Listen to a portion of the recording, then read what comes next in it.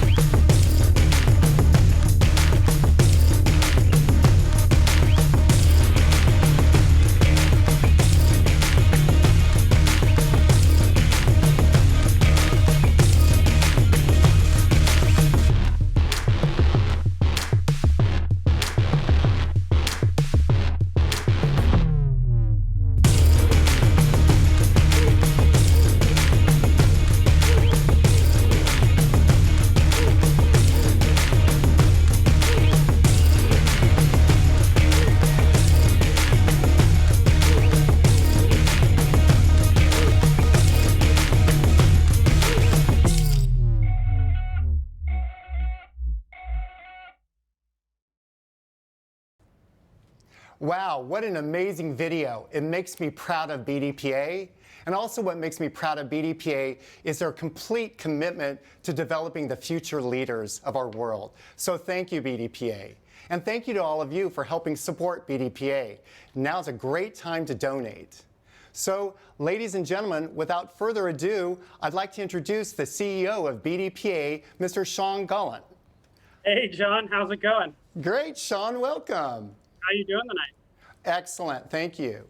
Awesome. I'm so glad to be here. Of course, ideally, I wish we were having this event in person, having a great time, laughing, sharing stories, listening to an amazing drum corps, and of course, raising our hands to donate to this extraordinary organization. That being said, I just wanted to, say thank you for all of you guys that are watching this. The funds that are raised here tonight are going to be critical to the future success of our organization to ensure that we're able to continue and deliver the Blue Devil experience that we all know and love. I'm honored to be here. I'm honored to speak to you tonight. The BD Performing Arts is a really special place. And it's a really special place because of the people that are here. And you're going to hear that running theme throughout everything tonight. The board, the staff, the fans, and more importantly, the membership, right? That's why we exist. The last 2 years have been tremendously inspiring to me to work alongside and learn from the leadership of this organization, watching Scott Chandler and Jay Murphy and Dave Glide create a masterpiece, sharing stories from the decades with Pat Seidling and Pete Emmons. Um, just watching the caption heads and instructors empower and inspire the members to take control of their own journey and kind of grab it by the horns, and it's theirs. Watching all of the program directors, right, drive their programs. And of course, we wouldn't be where we are today without Mr. Dave Gibbs. It's hard to think about where we would be as an organization without him. The continued growth of the organization and the future focused, and I guarantee we far surpassed where Jerry Seawright ever thought that the Blue Devils organization would go. And so, Dave, thank you for being here for BDPA and continuing the support and guiding us on our journey here by my side. So I'm very grateful for that.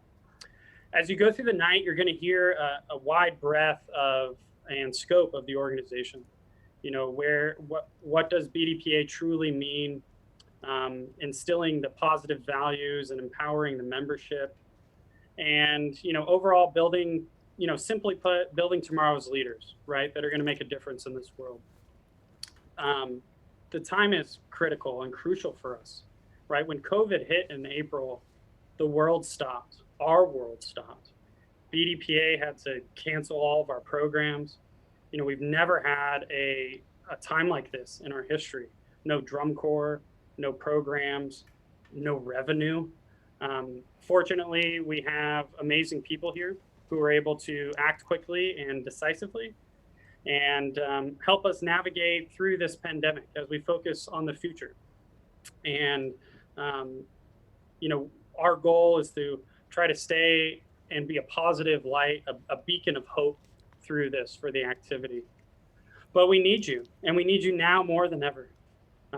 Every donation counts tonight, and by investing in BDPA today, you're going to help us continue our mission, which is driving excellence, instilling the values and principles, and building the leaders.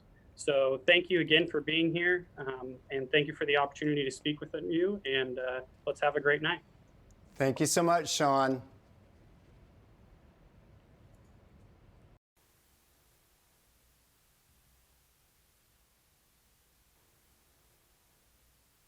Are you ready?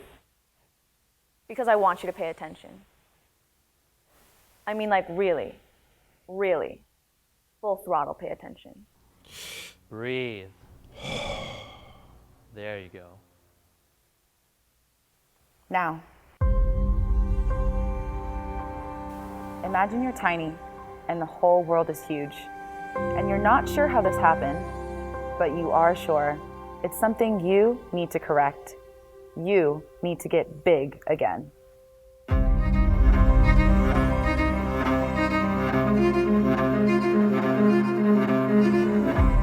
And then once you feel like you've accomplished that, you need to get even bigger. Bigger than you've ever been before. Bigger than you ever could have imagined. Yeah. Like that kind of big.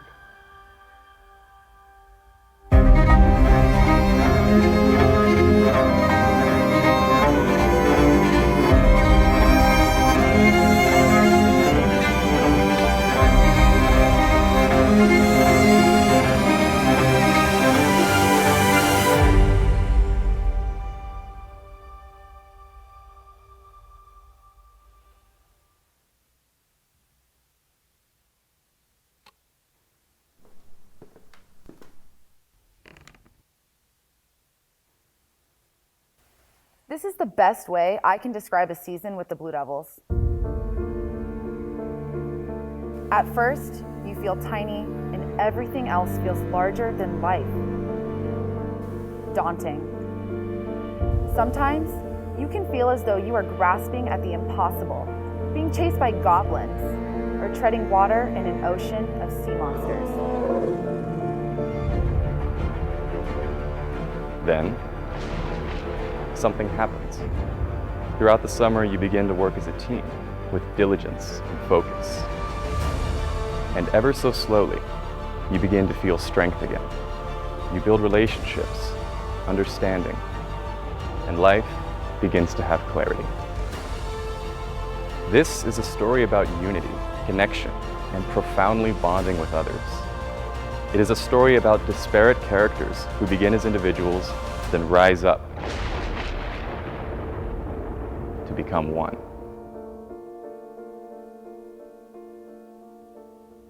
So, if you're like me and you feel tiny, don't feel alone. Because this Is the beginning of something really big. Yeah, be quiet. What an amazing video that shows the breadth of the BDPA organization. And I'll tell you, for me personally, one of the most rewarding things for me in being involved for over 25 years is watching kids move from the C Corps to the B Corps to the A Corps. It really speaks about the magnificence of this organization. And everybody, it's so fun watching those kids as they move from C to B to A, reaching for that pinnacle, the A Corps. Speaking of the A Corps, tonight we have the pleasure of having the director of the A Corps with us, Mr. Pat Seidling. Welcome, Pat. Hello. Hi. Well, this So, is Pat, exciting. Yeah, it's exciting. Hey, Pat, tell us about your experience over the last 10 years. Well, look, I got involved in the Blue Devils in 2007. The first time I ever saw the Blue Devils live was in 1976. I was a 12-year-old kid in Stillwater, Minnesota, and got to see the Corps, and have been a fan and a nut ever since. And then over the years, I spent a lifetime in Drum Corps, and I got to befriend a lot of Blue Devils, including my dear friend Pete Emmons and my dear friend Dave Gibbs. And when life brought me to the West Coast in 2007, I found a way to Blue Devils.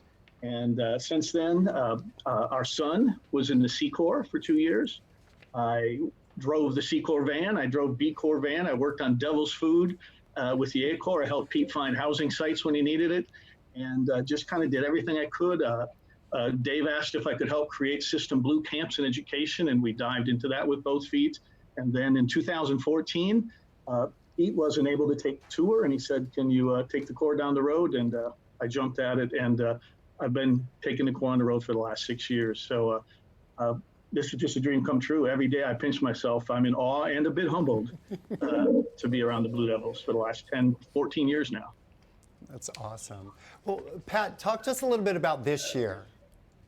Well, first of all, before I get further, I'm the director of the A Corps, so to speak, but it's a management team, and I would be remiss.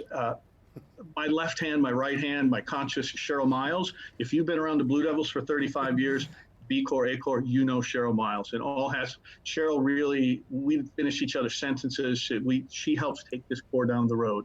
We've created a big management team, Keith Hales, who not only drives the RV, but makes sure the schools are open and there. All our head cooks, our drivers.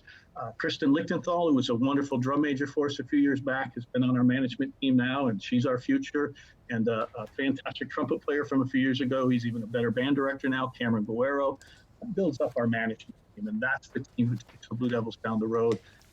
I'm just the guy who, has to answer all their texts. But 2020, this has been tough on all of us. Cheryl, Kristen, Cameron, myself, we all talk. We miss the kids.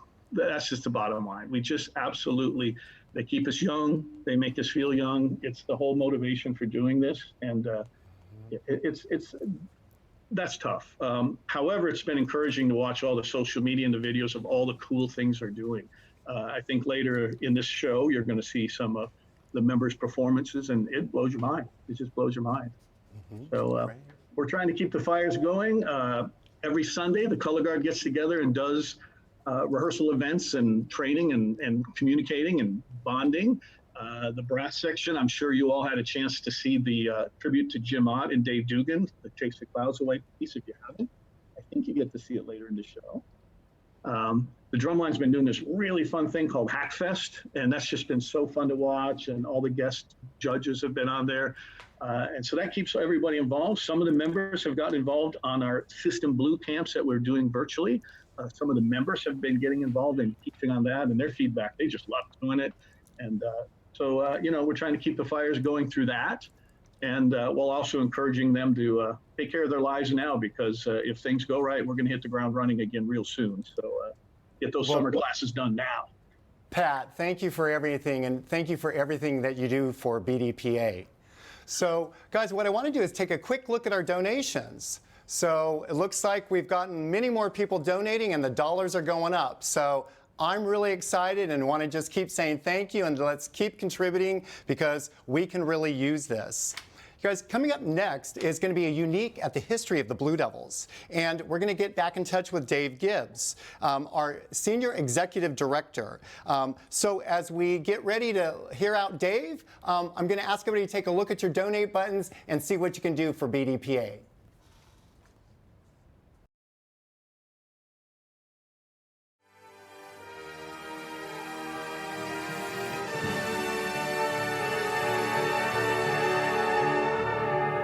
Since its early days as a drum and bell corps, the Blue Devils have made a remarkable impact to the competitive marching music scene. 50 years of excellence and 11 world championship titles later, the Blue Devils celebrate a rich history that began with a vision that made it a dream come true. Rick got involved as just a little tyke, but he was actually marching in the Blue Devil Drum and Bell Corps and was an astounding organization. I think that Rick's era set the foundation of quality and excellence that the Bugle Corps went on with. Right. We won every contest, we won every parade. We had to make a move.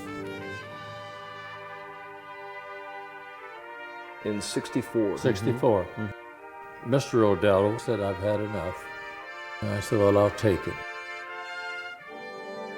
I went to the parent body with a framed bugle with a blue velvet background.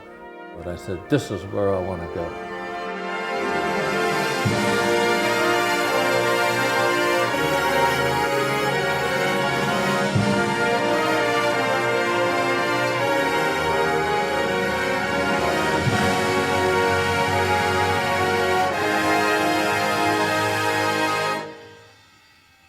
There isn't any other corps that does what we do.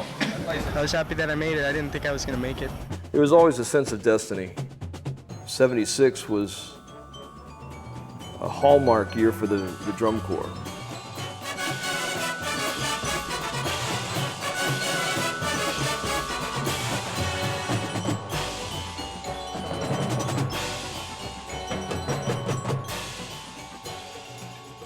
It seems like the Blue Devils rocketed quickly from the 70s, but it was a horn line that took off in the 70s. The drum line and the color guard was already extremely well established.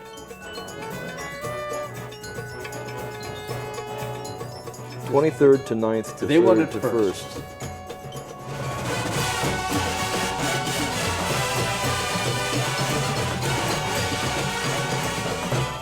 Do you remember the chaos out on the field with the Blue Devils and how they celebrated? And that had never been done before. I mean, everybody just stood there at attention when they announced they were the winners. We were ecstatic over winning.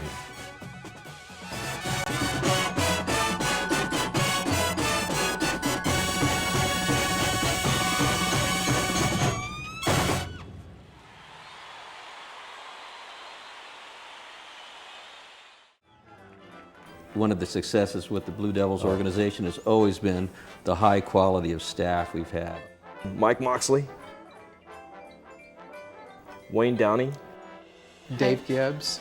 You know, if I could pick a favorite place to be in the whole world, you know, where the place is go to your happy place kind of a thing, this is it.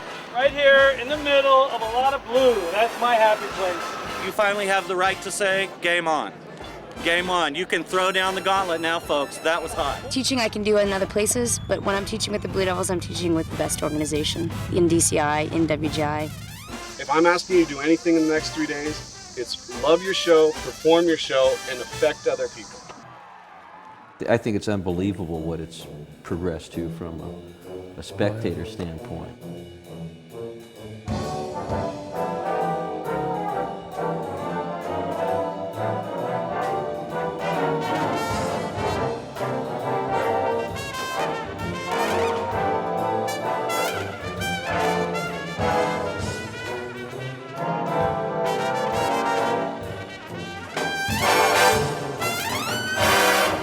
the shows that they put on today, we couldn't even have done that. We couldn't even march at those speeds.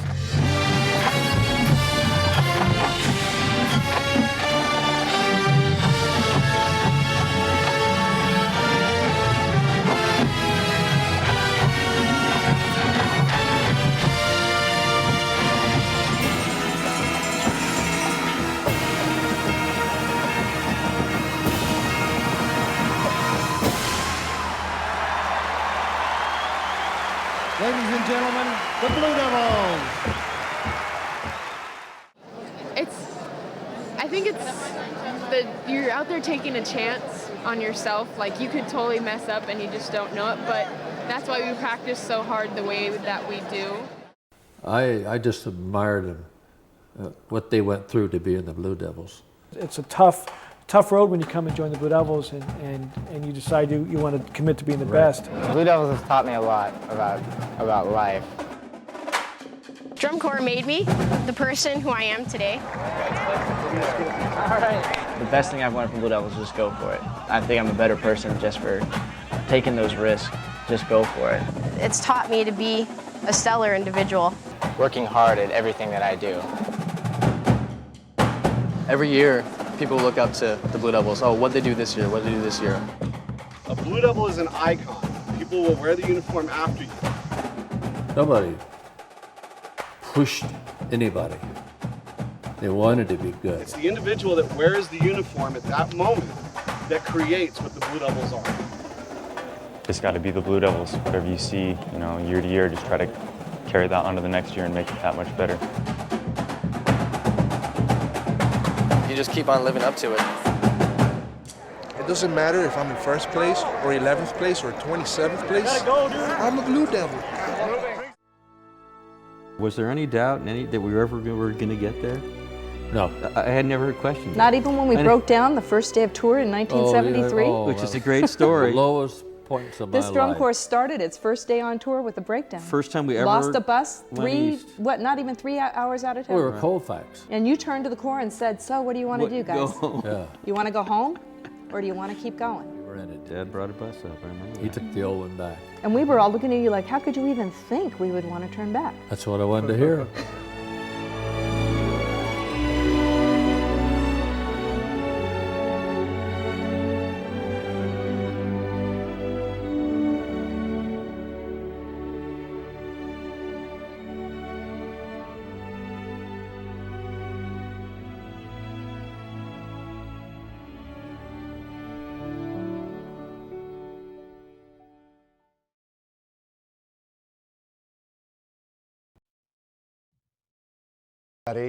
And we're here with Director Extraordinaire, Mr. David Gibbs. Welcome, Dave. Hey, John, how you doing? I'm great, thank you. It's great to see you. Yeah, good to see you. Like the pictures, like the house. Thank you. Doing all right? Everything's good. Everything's good. COVID-19 seclusion. Yeah, Dave, it's interesting. Wayne and I were talking about it. It's a little odd. Every time it comes to a weekend, it's almost like, wait, which regional would we be at tonight? Yeah, So exactly. it's kind of like it's really odd in a way. And you just got to recognize it and accept it, right? Yeah, and we've been those locations so many times. You actually know every minute where you are going to be and what you're going to be doing, and right. It's hard. I miss you. I miss seeing all the staff. I miss being around the energy of the kids and the performers and everybody that makes this organization special. It's or anything else. That's the whole, right? It's the whole. It's the people. So it's really makes it tough, makes it lonely, Yes, sure does. Well, Dave, talk to us a little about the organization as the longest standing CEO. Tell us the formation, tell us the foundation, tell us what is important to you about BDPA. Well, it's the Blue Devils, it's their BDPA got added in later on, the heart and soul, the Blue Devils. Of course, you had Mr. Martin and the Odellos and handed off to Jerry. And Jerry, who formed the drum corps as we know it. And, we all look at Jerry as our second father. And we saw him on the video that was just played, and along with a lot of the instrumental staff members that started this. And what Jerry taught us, was that the Blue Devils are the people.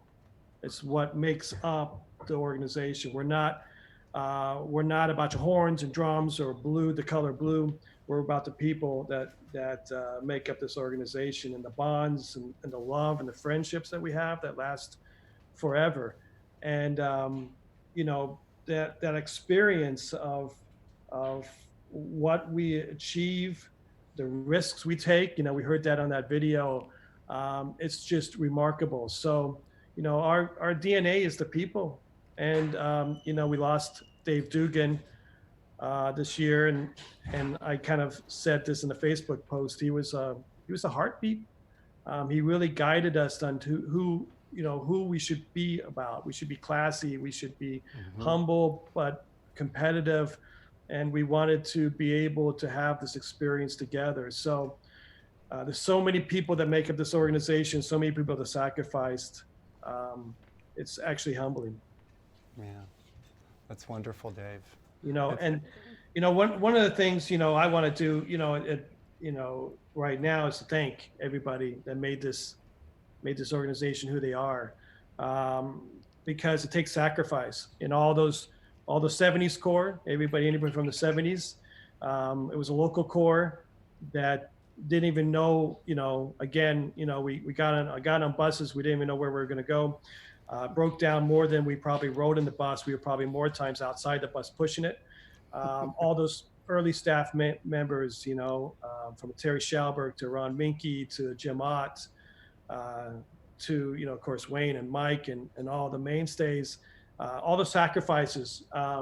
So on all the people that made it, the board, the support staff, the people that cook, the health and wellness. This is really about an organization that is built around about everybody that contributes. And what I really am most proud about is everybody gets to take ownership in the environment that they want to contribute at. And so we're built on a building block of people and the sacrifices of the people that got us to this point. I want to thank everybody, all the performers, all the staff, everybody that was here. And of course, the staff that was on the front line of delivering the experience, which is excellence, which is taking young people and moving them from when they started as individuals to people that have come together to a group effort.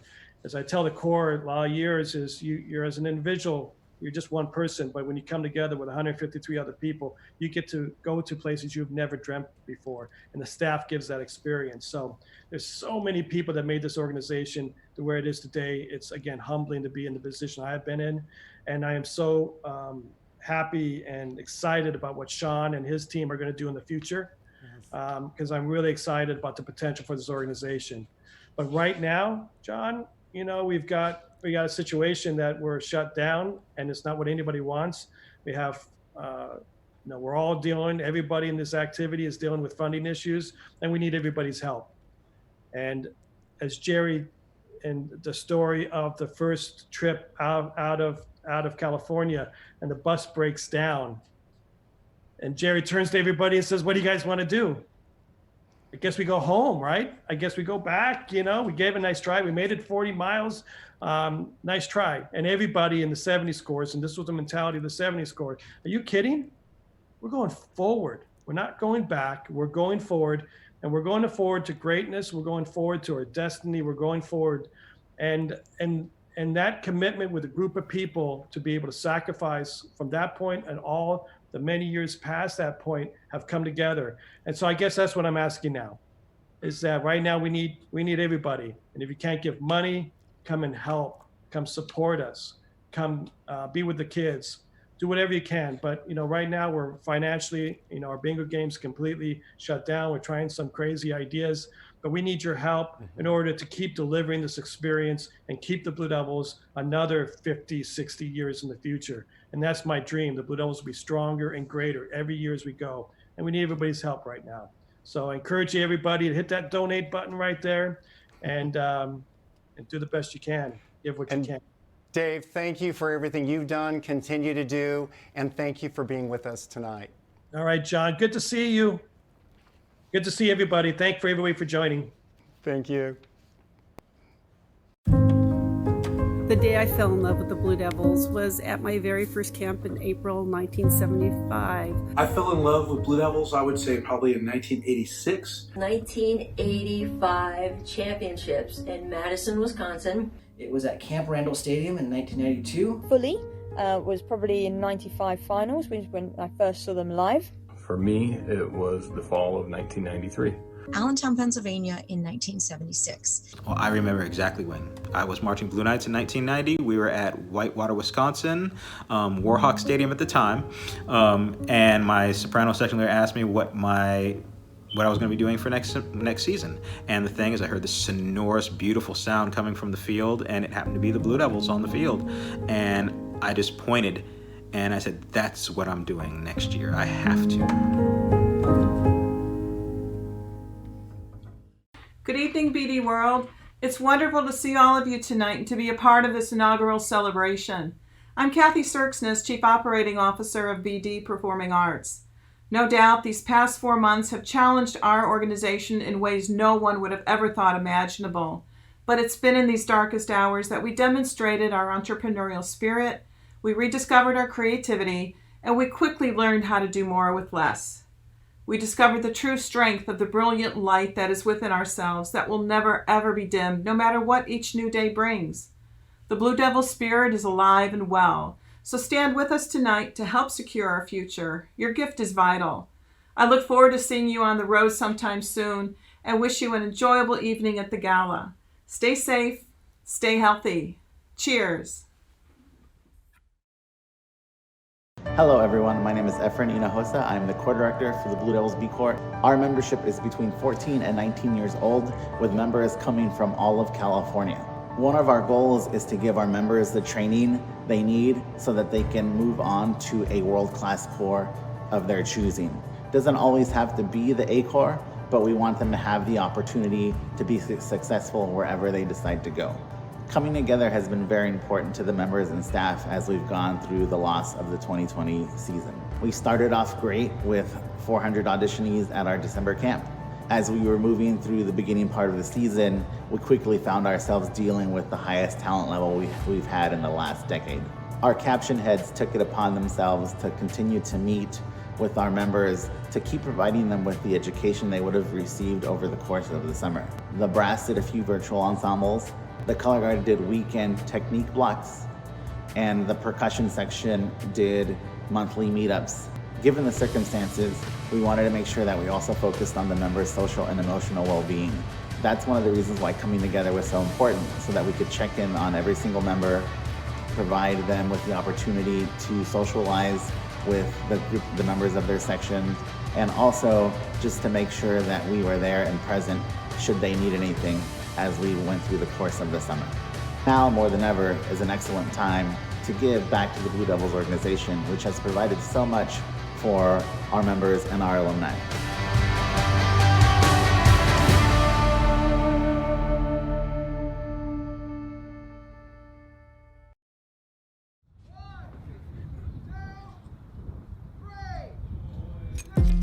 Anyone who's been a part of the Blue Devil family knows what is happening here.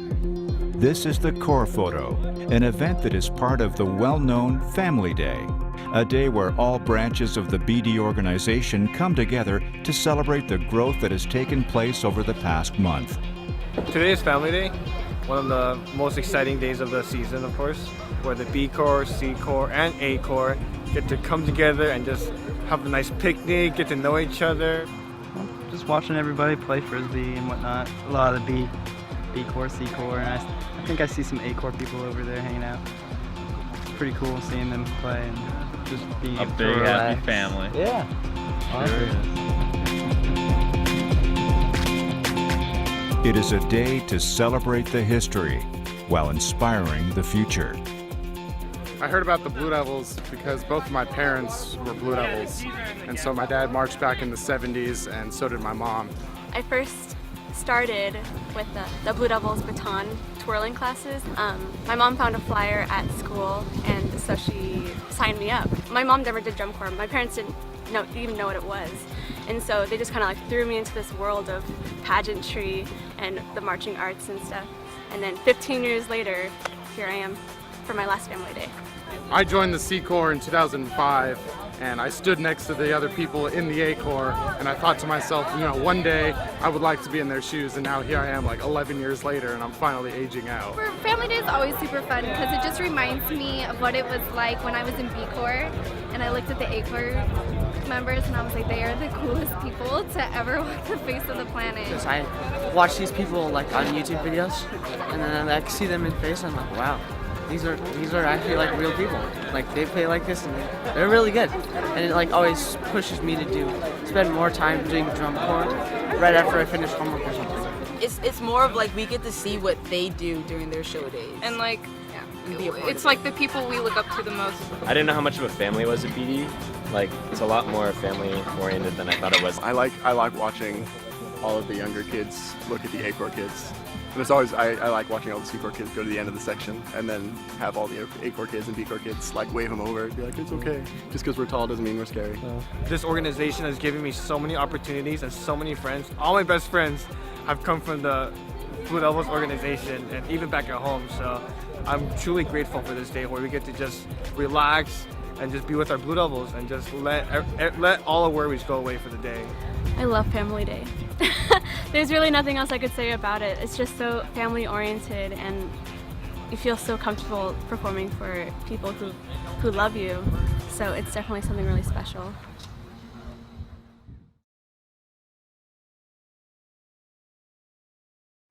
Hi everybody, my name is Susie Canchola and I marched in the Blue Devils B Corps in 90 and 91 in the Color Guard, as well as the A Corps from 92 through 96. When I joined the Blue Devils, I didn't know what it was. I was invited to audition for the B Corps Color Guard with my best friend Lindsay. I was a local Concord Clayton girl, and little did I know that I was walking into something that would give me lifelong friendships and memories and, you know, just a sense of being. My husband, you know, so much has come out of the Blue Devils organization. And I think one of the things that I learned the most though in being in the Blue Devils is that I can do hard things. I think that it's so important to know that there's resilience there. It's helped me through completing marathons throughout my life. I also won a fight with breast cancer, and knowing that I just had the mental power and the strength inside me to get through that, because that's just what I had to do. I think that that's the most valuable thing that I could have ever asked for as being part of an organization like that. So little did I know that as a 14-year-old walking in to audition for something that, you know, 30 years later, I would still find myself looking back and just knowing that I was shaped by an organization such as the Blue Devils. So let's support each other at this time. During these unprecedented times, it is so important that we come together to give back to this organization that has given us all so much. So thank you so much for being here tonight. Bye. So welcome back, everybody. The great news is we already have over 71 donors, and we've almost amassed $31,000. So thank you to everybody. But you know what? I'm not feeling like that's quite enough. So I'm going to put out a little challenge there. And this challenge is going to anybody who has ever taught the Blue Devils in the past, is currently teaching the Blue Devils, or all of you students who plan to teach the Blue Devils one day. Okay? So that's going out to all of you. I'm willing to match up to $1,000 contribution. So start putting your money in now and force me to give BDPA $1,000. Okay? Now, talking about all the students I've taught in the past, next up is going to be Kelly Elder, who is the president of our Alumni Association. Kelly is actually a former student of mine, but she's also a fellow colleague of mine and a dear friend of mine. So with that, I'd like to welcome our president, Kelly Elder. Hi, Kelly. Hi. How are ya? I'm doing good, a little nervous, but... No, oh my gosh, you look stunning, and you're always stunning, whether it's in real life or in performance, so don't worry about that. Hey, Kelly, give everybody a quick background. Tell them all the things you've done through the Blue Devils organization. Ooh, wow. I've been around a lot for the last 25 years. I started showing up at rehearsals when I was 14. I auditioned 6 times before I made the A Corps. I marched from 96 through 2000. And then I went on to teach the Winter Guards, the Open Guard and the A Guard. And most recently, I was the director of promotions. I took over for Gail Schultz and joined the Alumni Association and am currently the president of the Alumni Association. That's great. Hey, Kelly, thank you. Fantastic performer, fantastic leader. Thank you for everything. So, Kelly, tell us what's going on with the Alumni Association. Give us a little bit of background. Tell us what you guys are doing. Absolutely. First of all, the Alumni Association is an all-inclusive group that consists of anybody who's ever participated in a Blue Devils program. So if that's you, you're already a member. And what we do is simply we support BDPA to help them succeed in their vision and their mission. This year, we've currently restructured the alumni leadership teams. We have all new players, which is exciting and fun. We're working on a couple new projects. We have 2 in development. One, we've partnered with BD Health and Wellness, and we are creating a virtual race series. So the first one of those is coming out next month, so be ready for that. And our Vice President, Jack Madera, and his team is currently working on a mentorship program that we're hoping to launch next summer. Great. So, Kelly, tell us what BDPA means personally to you and also to the Alumni Association. I think the best way to describe that, I think, is family. I think that for me personally, I met my husband in the Blue Devils. My daughter marched in the Blue Devil Winter Guard at 5 years old. My best friends came from the Blue Devils, my travel companions. So I think for the alumni as a whole, according to all of us, they would say family. It's all about the people and the experiences that you have with those people. That's fantastic. I love it. Oh my gosh. A husband and a kid, all because of the Blue Devils Association. That's amazing, Kelly. Great. Yeah. Hey, Kelly, thank you so much for being with us tonight. What's one word you give a shout out to get more donations? Can you give me a word? I don't have a word, but I would like to say that alumni, when we look at the B squared, what I see, it's all of us. Every brushstroke, every sketch, every vibrant color, it's all of us. And right now it's a little dim. So what we need is for all of you to donate, whether it's your time, it's any spare change that you have in the couch, whatever you can do, help us rebuild that B square, help us make it bright and strong and be a force to be reckoned with going forward. Wonderful. Hey, Kelly, thank you so much. All right, thank you. This is why you came here. This is why you came to the Blue Devils to perform together. We don't care about whatever number. This is about us. This is about performing for us and having a great time. We have to have 100% energy from everyone. You have to be contributing to the people around you, hyping the people around you, because you are the best. All right, it's story time. Let's do it up.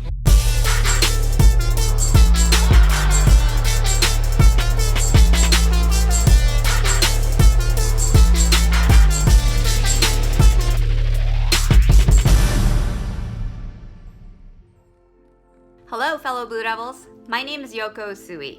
I was in the A Corps as a timpanist in the front ensemble from 1998 to 2001.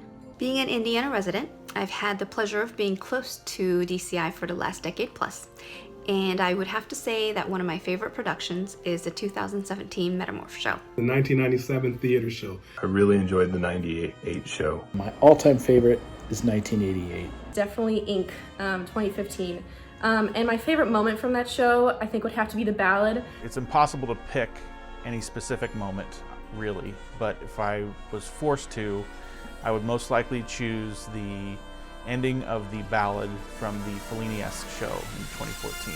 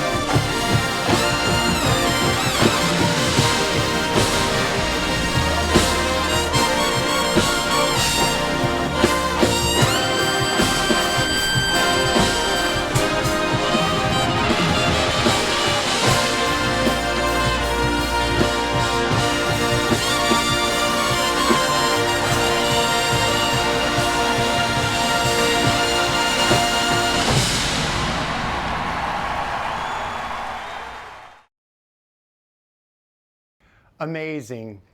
We're up to already 86 donors and almost $33,000. Thank you so much to everyone. It's so appreciated. And as we all know, these are critical times, critical to the future of our youth and education, to our society's health and well-being. And the most significant movement that has impacted our society, and more specifically our organization, is Black Lives Matter. And in an effort to support Black Lives Matter, we're making a matching 5% of the proceeds from this gala and making a donation to the NAACP. So please, donate here or donate directly to any of the many Black Lives Matter organizations. Your contributions are critical.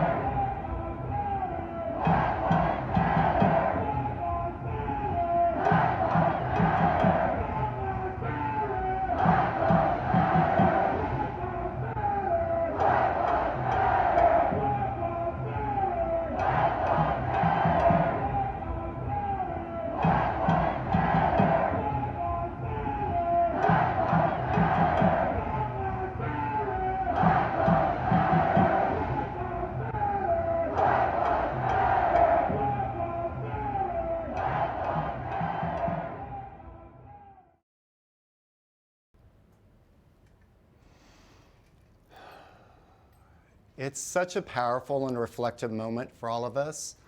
And in a few minutes, we're going to get to speak with members of our newly formed Diversity, Equity, Inclusion, and Belonging Task Force.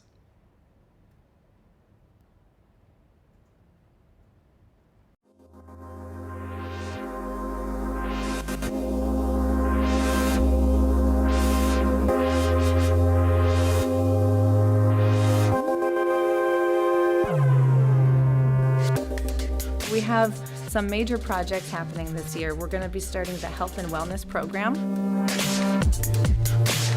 The main thing that we're focusing on right now is evaluating all of the kids and doing some more involved physical screenings and medical screenings.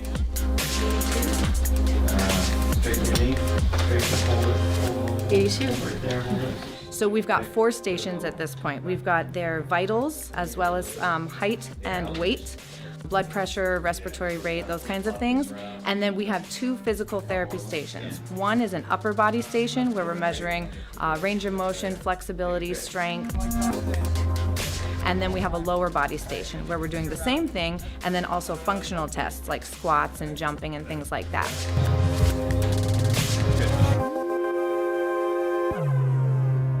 The 4th station is basically what we would call a gait analysis, except we're doing a marching analysis. So we're having them march and perform jazz runs, and we're videotaping them so that we can sit down as professionals and look at their mechanics and figure out what muscles might be weak, what areas we need to work on.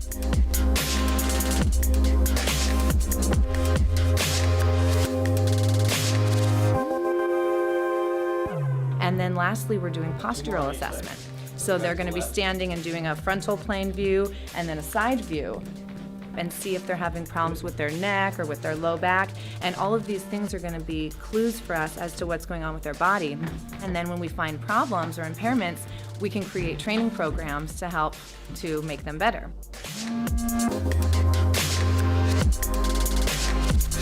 The big push is just getting everybody evaluated. So one by one, they're running over here and we're just putting them through all these tests. And it's really exciting and the kids are actually really into it. But yeah, so far so good. Anything with that? No. These are my marshmallows. I don't know, people think it's weird, but I like to smell them. I don't open them, I just smell them. So. Are you serious? Yeah. I thought you were making a joke. I thought it was like, oh, the camera's just making a joke. No, this isn't a joke. I like to smell marshmallows. Whenever I go to the store, I have to, if I see marshmallows, I have to smell them.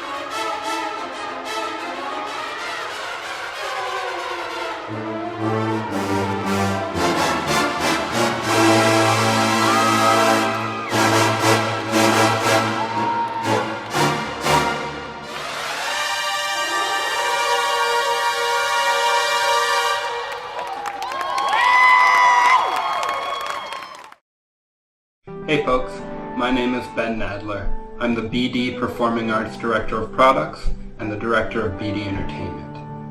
I'm one of the newer additions to the Blue Devils front office.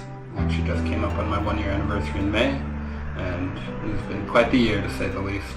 A bit more about BD Entertainment.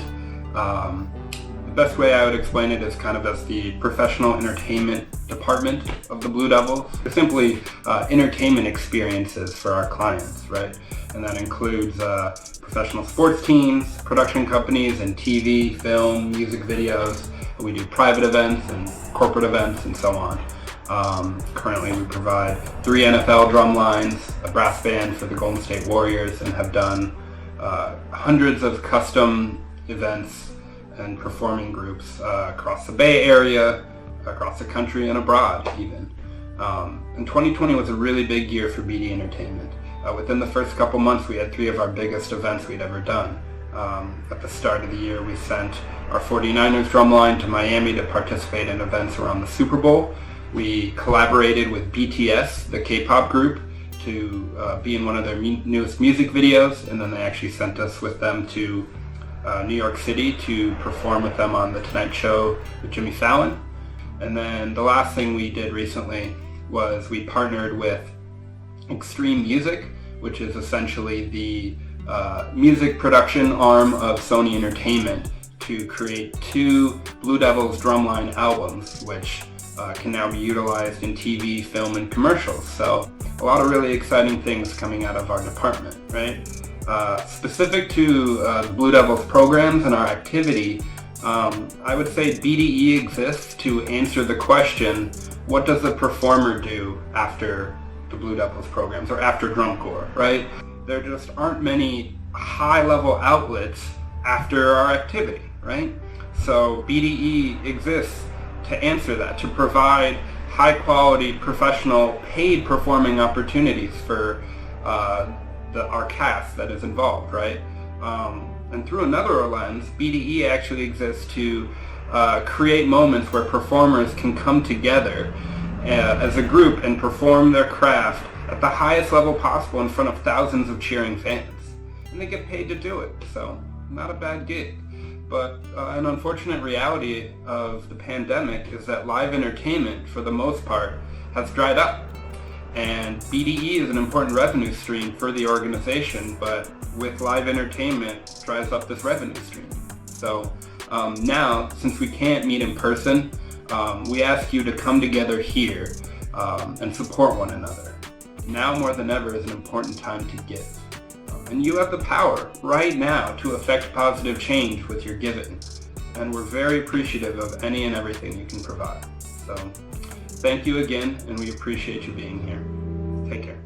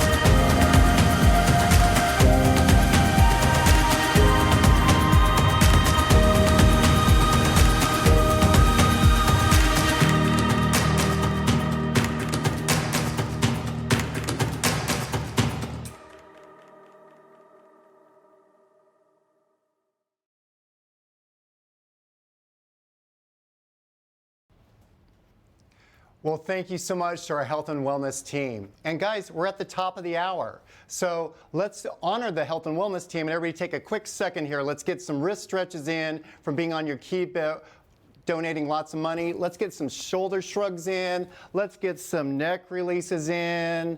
Let's get some deep breaths in. Let's everybody get to a good vibe and then go back to keep typing and donating, all right? So thank you. Hey, so we're back. 112 donors, almost $38,000. Thank you to everybody. Let's talk about a couple people here. Brenda Dugan, kicking it, $500. Thank you, Brenda. Deborah Gallant, thank you so much, $2,500. $100. Thank you so much. Judy and Scott Johnson, as always, thank you for everything you've ever done for the Blue Devils. $500. Jerry Delgado, one of our former bus drivers, $200. To all of you and to everybody who's contributed, thank you so much. But guys, remember, it's not just about the financial donation. It's about us as a community. It's about our energy connection. It's about our positive spirit. It's about inspiring more people to participate in BDPA. That's what it's really all about. And to this point, I want to make a special shout out. That's to our current B Corps drum major, Izzy.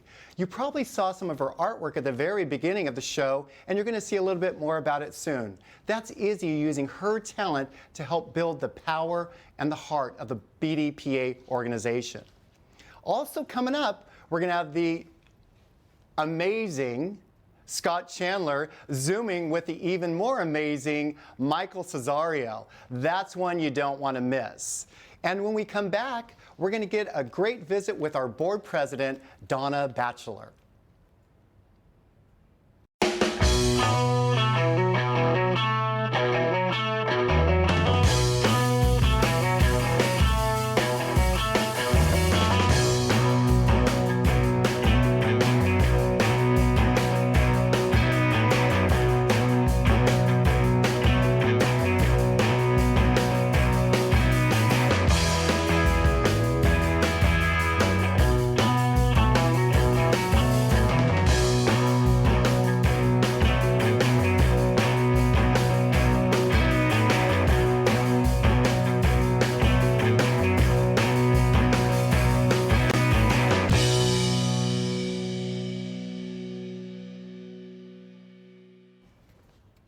Hi, everyone, and welcome back.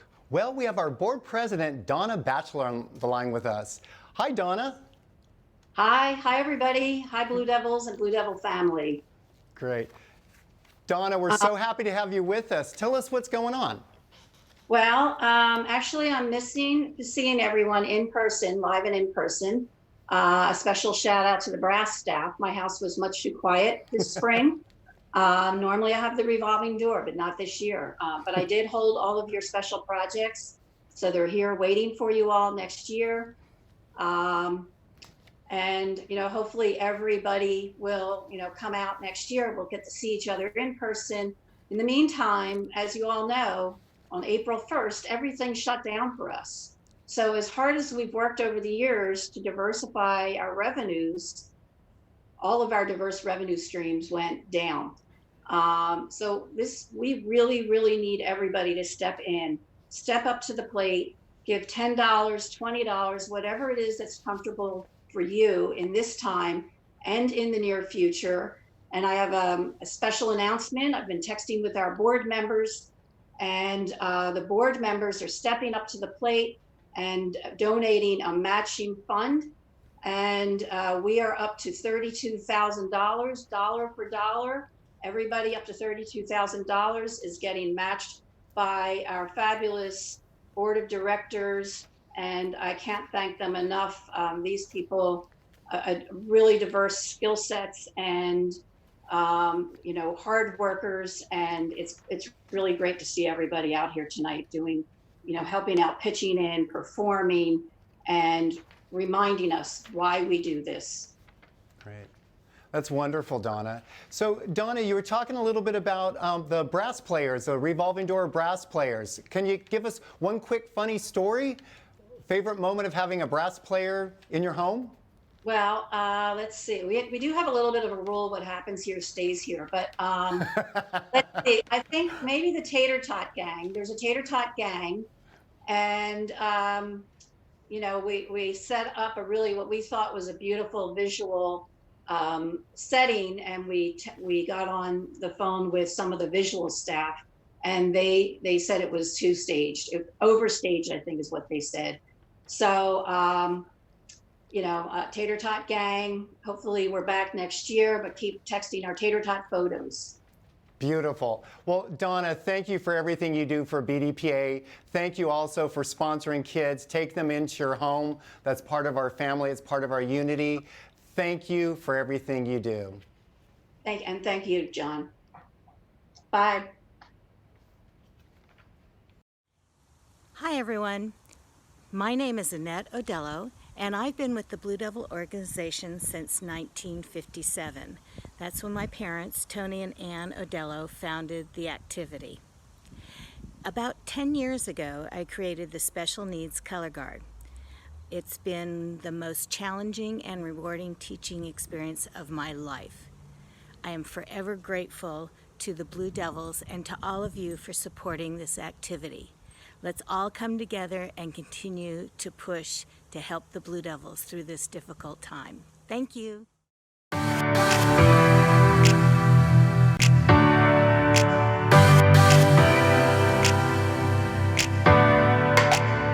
I heard about the Blue Devils when I first came to the first practices. It was a lot of work, but I made lots of friends along the way. Where she used to take dance, they quit having the special needs dance class. So we were kind of looking for something, and this is like perfect. Everybody was so welcoming and warming, and the staff were great. It helped me just boost my confidence.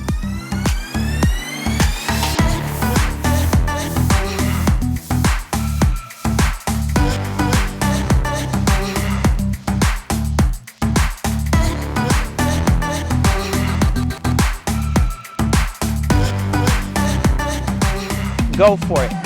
If you're nervous, you'll get to work with some great staff, great people that'll help you through it. It's like really fun, active, and you meet a lot of friends.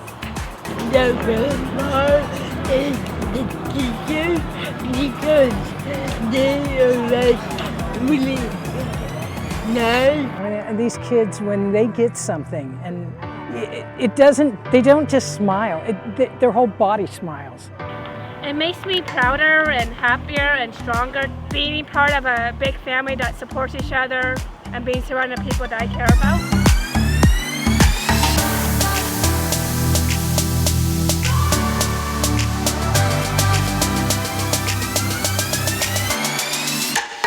Well, it's the same thing I say for any Blue Devil program. We have an open policy, come down, give us a try. Don't be nervous about it, even if you don't have a performance background. All ages, disabilities are welcome. Go for it. That's all I have to say, and it's a really fun program to be a part of.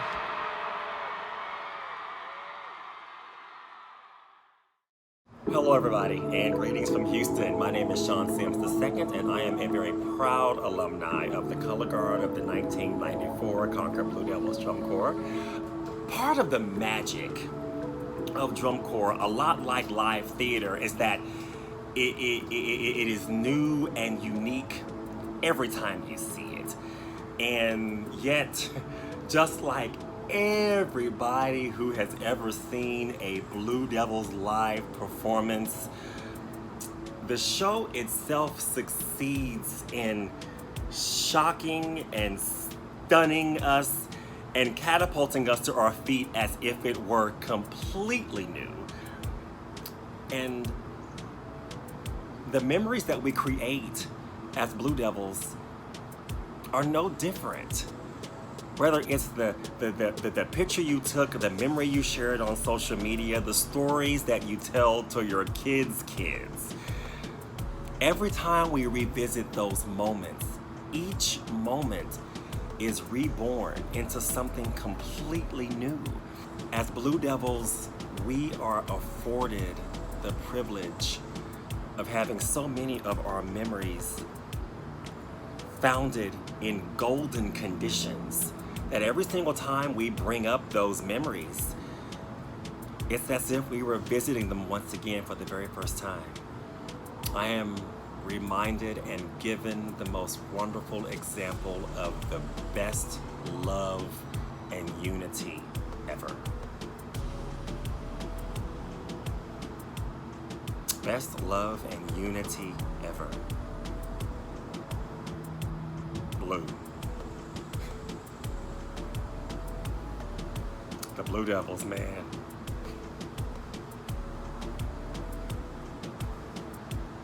The Blue Devils.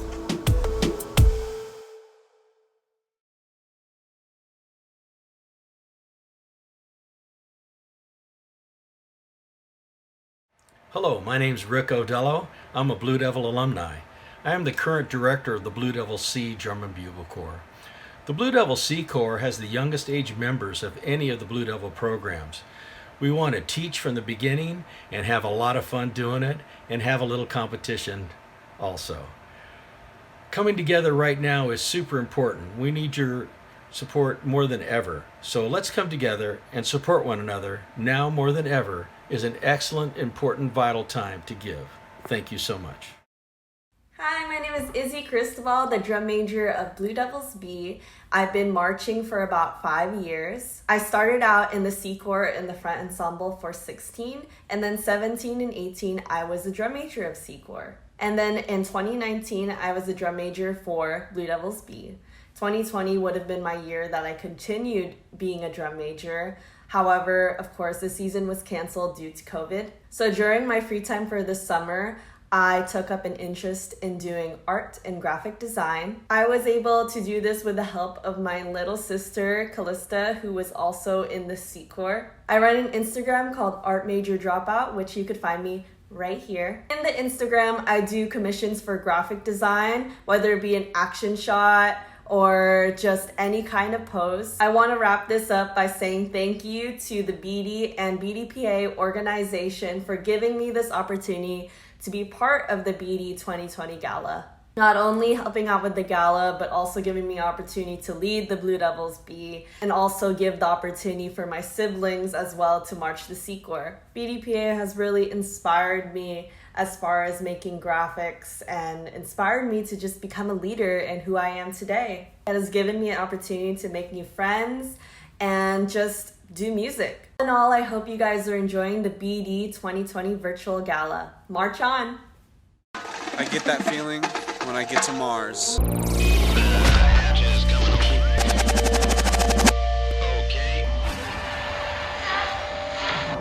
Did you know Mars is the fourth planet from the sun? I did not know that. Did you know that Mars is my summer home?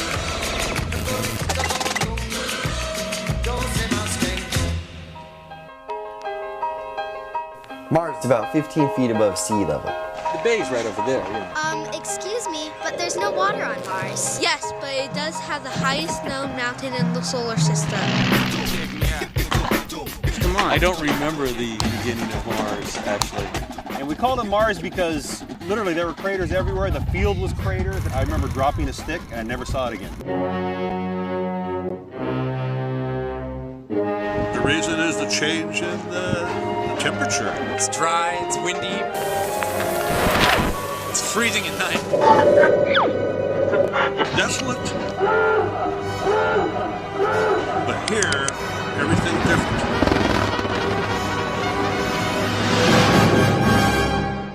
Mars is creation.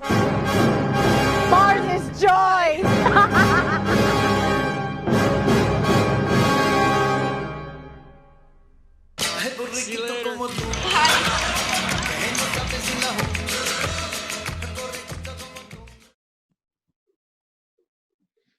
Hi, everyone. Look who I'm with. It's Michael Cesario. Look who I'm with, Scott Chandler.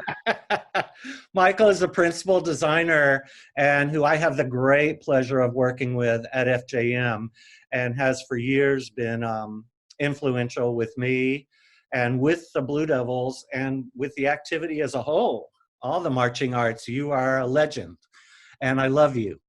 I am so honored since 1994 to be every year to be part of the magic that is the Blue Devils and the way they affect the audience, but more importantly, the effect they have on their performers. It's unlike anything else. The teaching is unlike anything else. It's just an eye-opener. And every time I visit, I stand in awe. So I congratulate you because this is a mutual admiration society, this one is. And so congratulations, Blue Devils, and here's to you. Yes, thank you so much, Michael. Everybody, if you're watching on YouTube, hit the thumbs up button, subscribe to the channel. If you can help us out at all, every bit helps keeping this going And run that tag along here. Run that tag along here. Give us the here it goes. Follow that along. It keeps Zap. Let's going. get it. Let's get it, Zap. Okay. Yeah, and you know, I like to think we're training professionals. We're training people to go out into life and be professionals at what they do, and it's an important job. It is bigger than both of us. Yeah, exactly. Thank you, Michael. Thank you, Scott. Hi, everybody. Hello, my friends. Scott Johnson here. Hi, TJ Doucette here from the A-Corps Guard staff. I would like to say thank you for attending our gala. This event is so important for the Blue Devils. This summer has been strange. We all need to get through it together. I've desperately missed creating those memories and experiences that we typically do with our Blue Devil family and within the Drum Corps activity. I've really missed my students. We absolutely love our students, and it's one of the most important things in our lives. The Blue Devils, to me, it's been my life. This would have been my 41st year on tour with the Blue Devils. This is a super important time when we can all come together and support what will be the future of this activity and the Blue Devils. We want to create those memories and those experiences for future generations. It's really important to all of us that we get through this pandemic situation in good shape, and your efforts and your participation tonight are a good step in that direction. Next summer, 2021, is very crucial. We need to get back to teaching our members. We need to get back to coaching them and delivering them towards the right direction. I look forward to seeing you all again soon. I miss you from the bottom of my heart.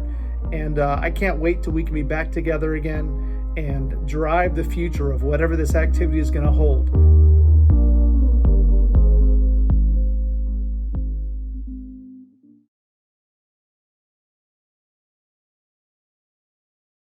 Q5 Forever. Hackfest 3 is proud to present the Q5. Ladies and gentlemen, the Corps on the field.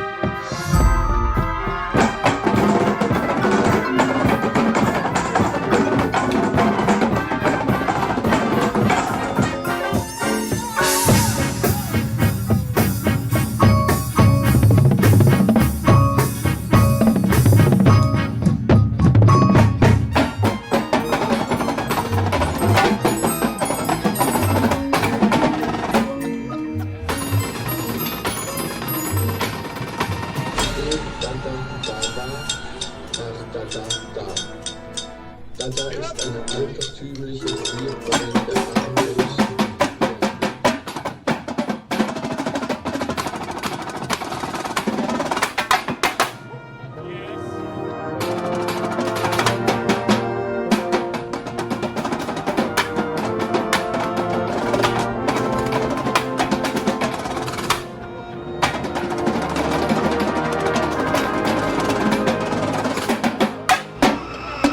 Concord Blue Devil.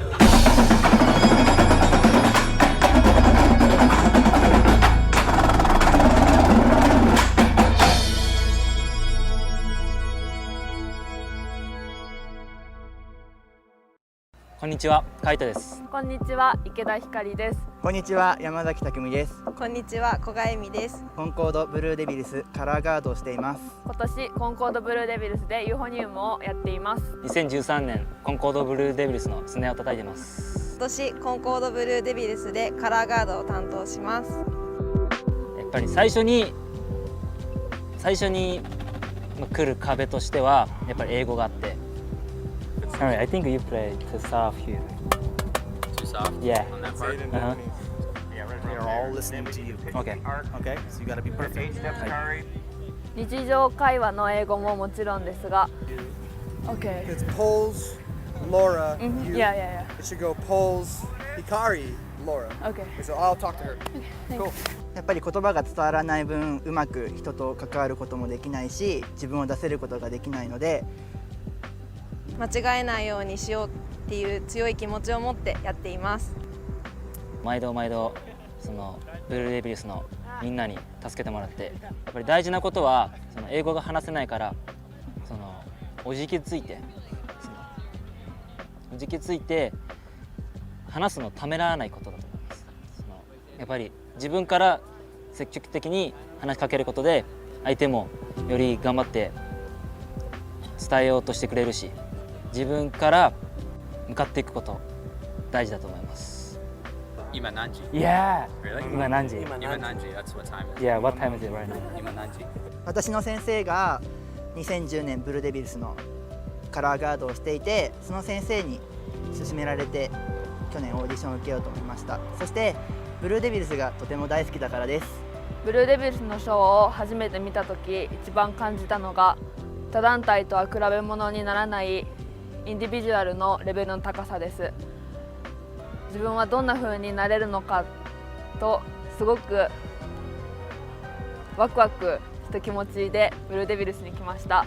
日本とアメリカの違いを感じそれを今生で感じて毎日刺激的で毎日驚いています。でもその中で自分がプレーできていることに何より誇りです。何より世界一を取ってみたかったからです。はい。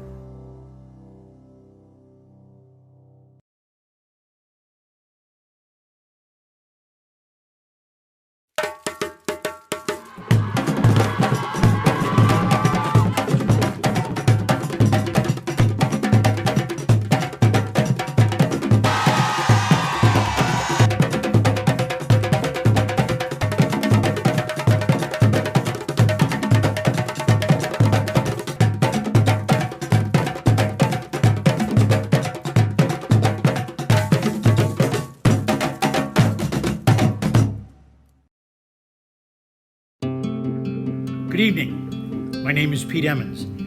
I've been involved with the Blue Devil organization for over 30 years now.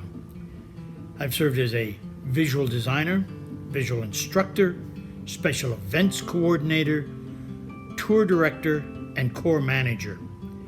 And in those 30 years, I think some of the most exciting, challenging, and rewarding experiences have been those that have been involved with international travel.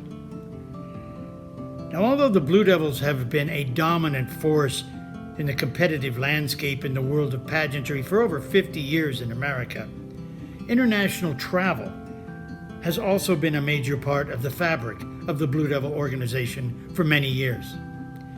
It began in the early 80s with Devil's Advocate, the senior baton twirling team, which was awarded a gold medal in the World Championships in Osaka, Japan.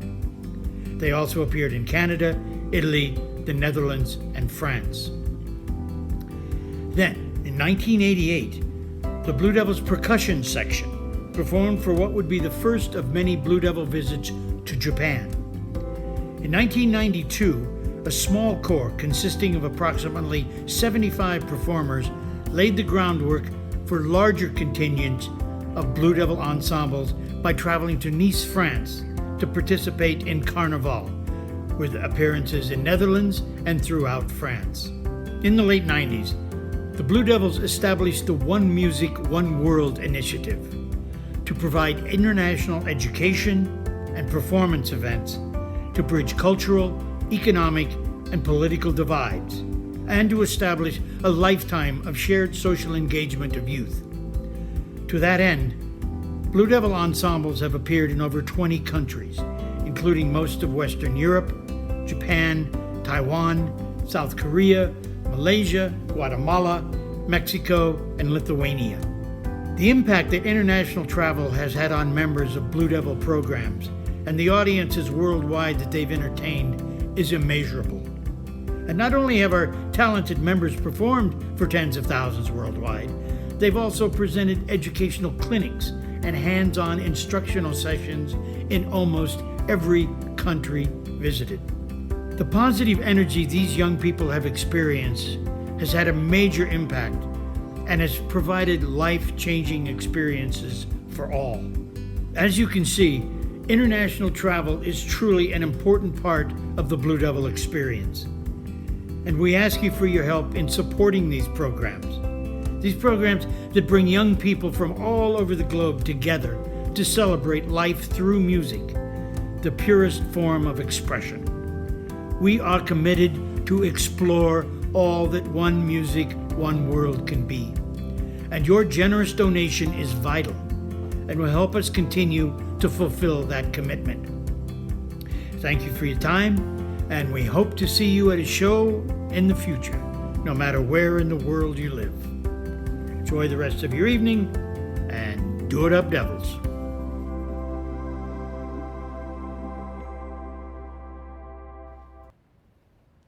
That's right, do it up, Devils. So, guys, great news. We have over 136 donations totaling over $73,000. Thank you to everyone, and let's keep this rolling. I wanted to remind everybody that our board of directors is doing a match for us, so up to $32,000. So let's make them put their money where their mouths are. Keep donating. Let's force them to donate too.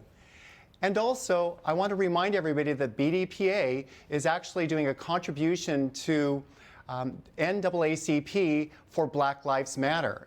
So for whatever amount the Blue Devils or BDPA raises tonight, they will do in contribution a 5% donation to the NAACP. Thank you so much, Blue Devils, for that. We also have a couple leaders I'd like to call out. The first is Michael McLean. Michael, thank you for your donation of $250. John Apettisano, probably back in Boston, famous in the drum corps community, $100. Thank you so much, John. We also have down in beautiful SoCal, Jim Wunderlich for $100. Thank you, Jim, and thank you, Eileen. And Sean Vega, also down in SoCal, and we're gonna be hearing from Sean later, $500. Thank you, Sean. Pat Seidling, who we heard from a little bit earlier, $500. Thank you so much, Pat. And Daniel Holzer, one of our past drivers, $500. So it isn't stopping there, and we are so appreciative that's happening. Again, guys, it doesn't matter the amount you donate. It doesn't matter if it's $1. It doesn't matter if it's an infinite amount. What matters is your support of BDPA and your support of people participating in our wonderful activities. So, speaking of people and wonderful activities, our next guest requires no introduction whatsoever. I could not be more honored than to introduce you to a very dear friend and mentor of mine, Shirley Doherty. Shirley, welcome. Hey. Thanks for having me. This is such a great production. I'm not surprised by any means. Thank you. I'm really impressed with the talent of everyone. It's been amazing. Yes. So, Shirley, let's jump right into it. Shirley, tell us about your history with the BDPA and your history and your family history. Well, you know what? I came from a Blue Devil family. All of my siblings marched, starting from my older brother in early 1960s. And actually, a Blue Devil family that married into a Blue Devil family. So between the Stratton and Goodwin clan, 11 of us marched. Wow. Or are marching. And of that, 3 generations have won DCI rings with the A Corps. That's amazing. I really want to make it 4 generations, but we might have to wait a couple of years for that. Hopefully, right? All right. Well, Shirley. And, you know, the thing is that everything that I have, all of my, like my husband and all my plaques and my career all stems from and traces back to what I got from the Blue Devils. That's wonderful. I started teaching, I was a founding member of the Drum and Bugle Corps, so I started teaching in the days when the staff were the section leaders in the Corps. And what I got, I think, of the biggest benefit that I got was learning how to rise to the occasion. So that's Beautiful. sort of the big overriding theme that I think we're hearing tonight. I love that. We need Shirley, to rise to the occasion. I agree. Shirley, tell us a little bit about the magnificence, and I'm using that word very conservatively, of what you've done and how you've transitioned that into other experiences to help performers and just humankind as a whole. Well, you know, the thing that I wore a lot of hats when I was involved in the Blue Devils from 68 to 77. I marched and taught, and then I taught and was on the staff until 84, and then went back. And also during that time was doing management with Jerry and Mike. And then went back later on when I decided that what I really cared about most was how people get really, really good at what they do. So I decided to go back to grad school, and I got a master's in psychology, and I've been working with first responders and people who have to deliver really intense, under intense circumstances. And in that process, I sort of discovered that I hang out with a lot of people who know how to fix things, right? And what happened during this whole COVID grand pause, what I'm calling a grand pause, is we all jumped in to try and fix it, right? And so I call it fixing the opener. That's what we call it in our house. We try and fix the opener all the time. And the thing is, that's a good short-term strategy, but we're not in the short term anymore. We're in a marathon. We have to figure out how to strategize over the long haul here.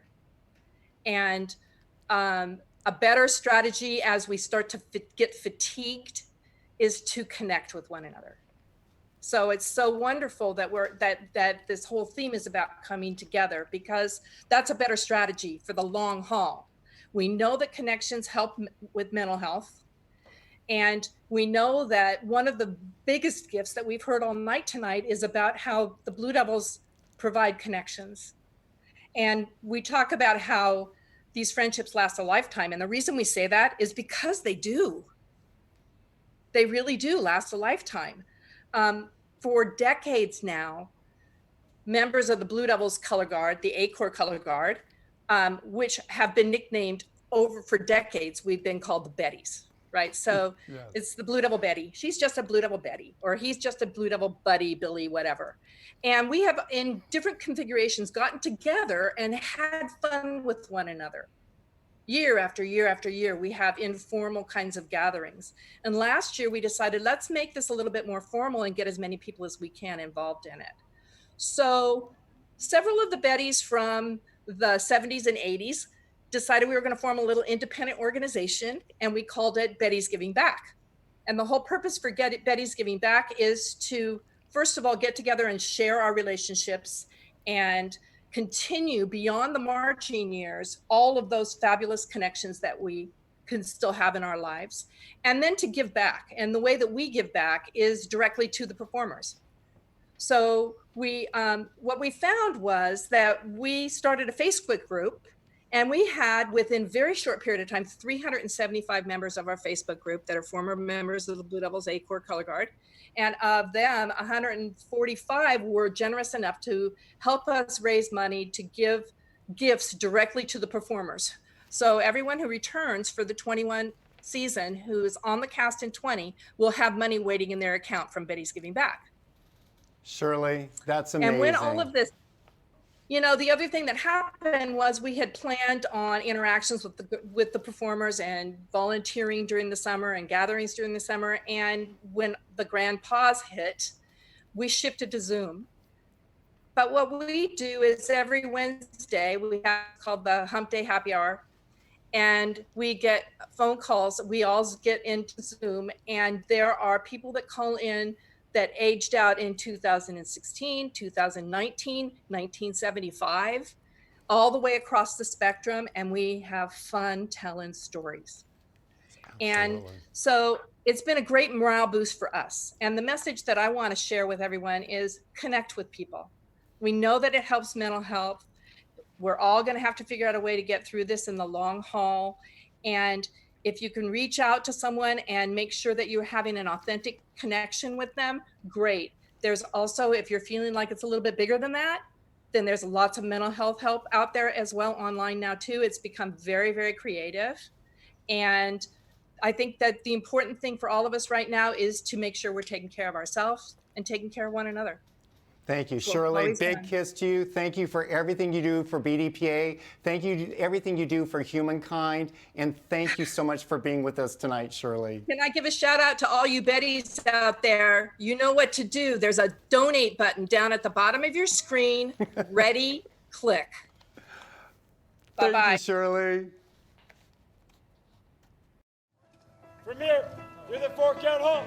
Horns down with mitt. Now I feel like we have even more of a drive to make it undeniable next year. This year.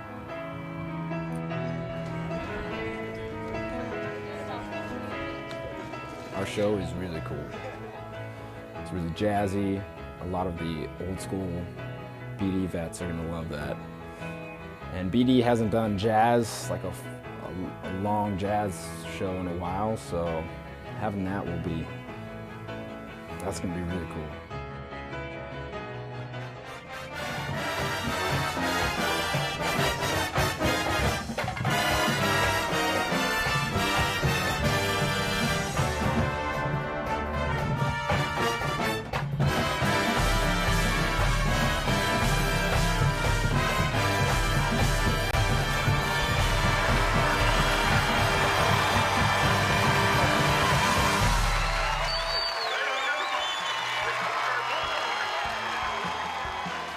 That's what we do best.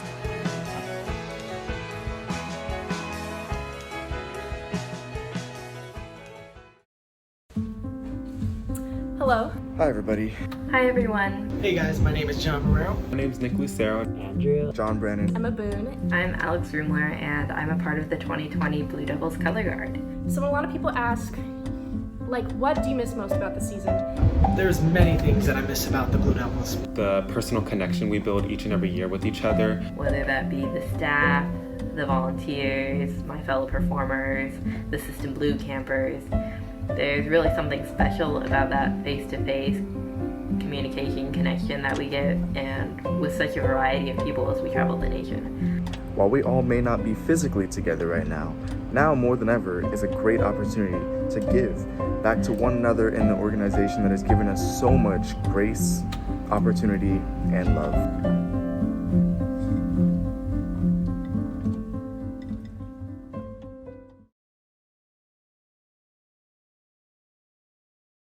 Here at the Blue Devils, we have much wildlife, including this praying mantis. His name is Mike Doe.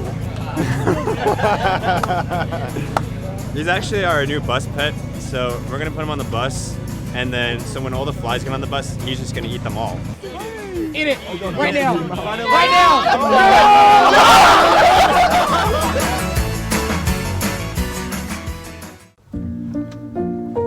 Hi from Switzerland, Basel, Switzerland.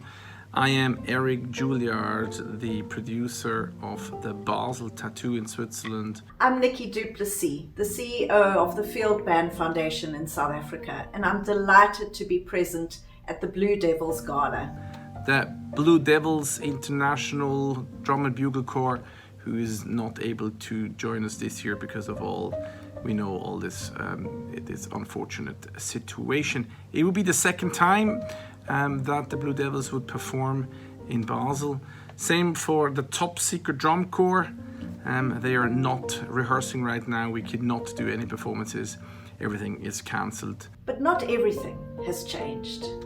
Our love and our commitment for music, for the joy and the optimism that it can bring to young people, for the sheer value of coming together and sharing that and experiencing the joy of banding, we know is what the world really needs now.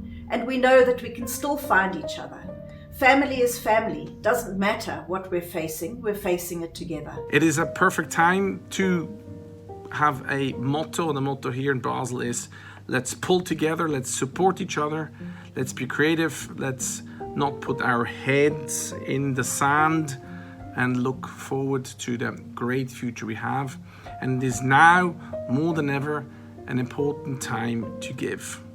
And so from South Africa to the Blue Devils in America, We wish you all the well with your beautiful gala. We would love to be there with you. We will be there with you, and our hands are still joined because we know that we belong and we will play on together.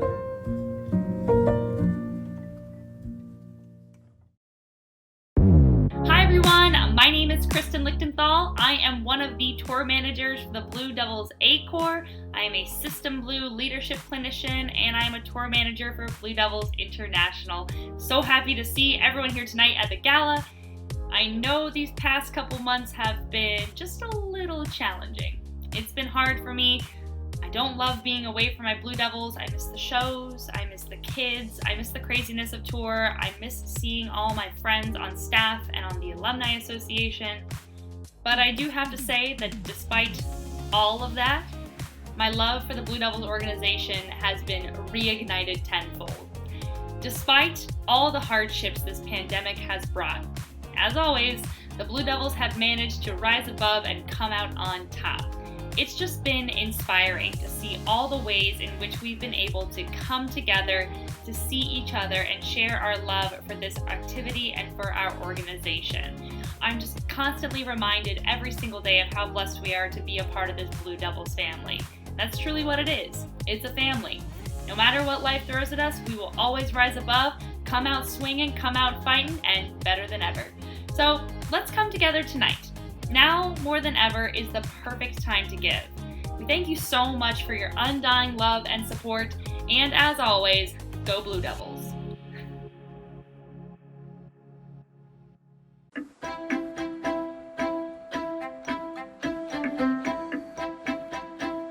Hey everybody, I'm Ronnie Hirata, and I marched in '77 as a baritone player. The day I fell in love with BD was probably 1975. I was in a small corps in Los Angeles area, and we were at a show, and then all of a sudden I thought, holy Jesus, somebody's playing Tower of Power. Love's been going on so long, what is hip, squib cakes, I thought, man, I love that corps.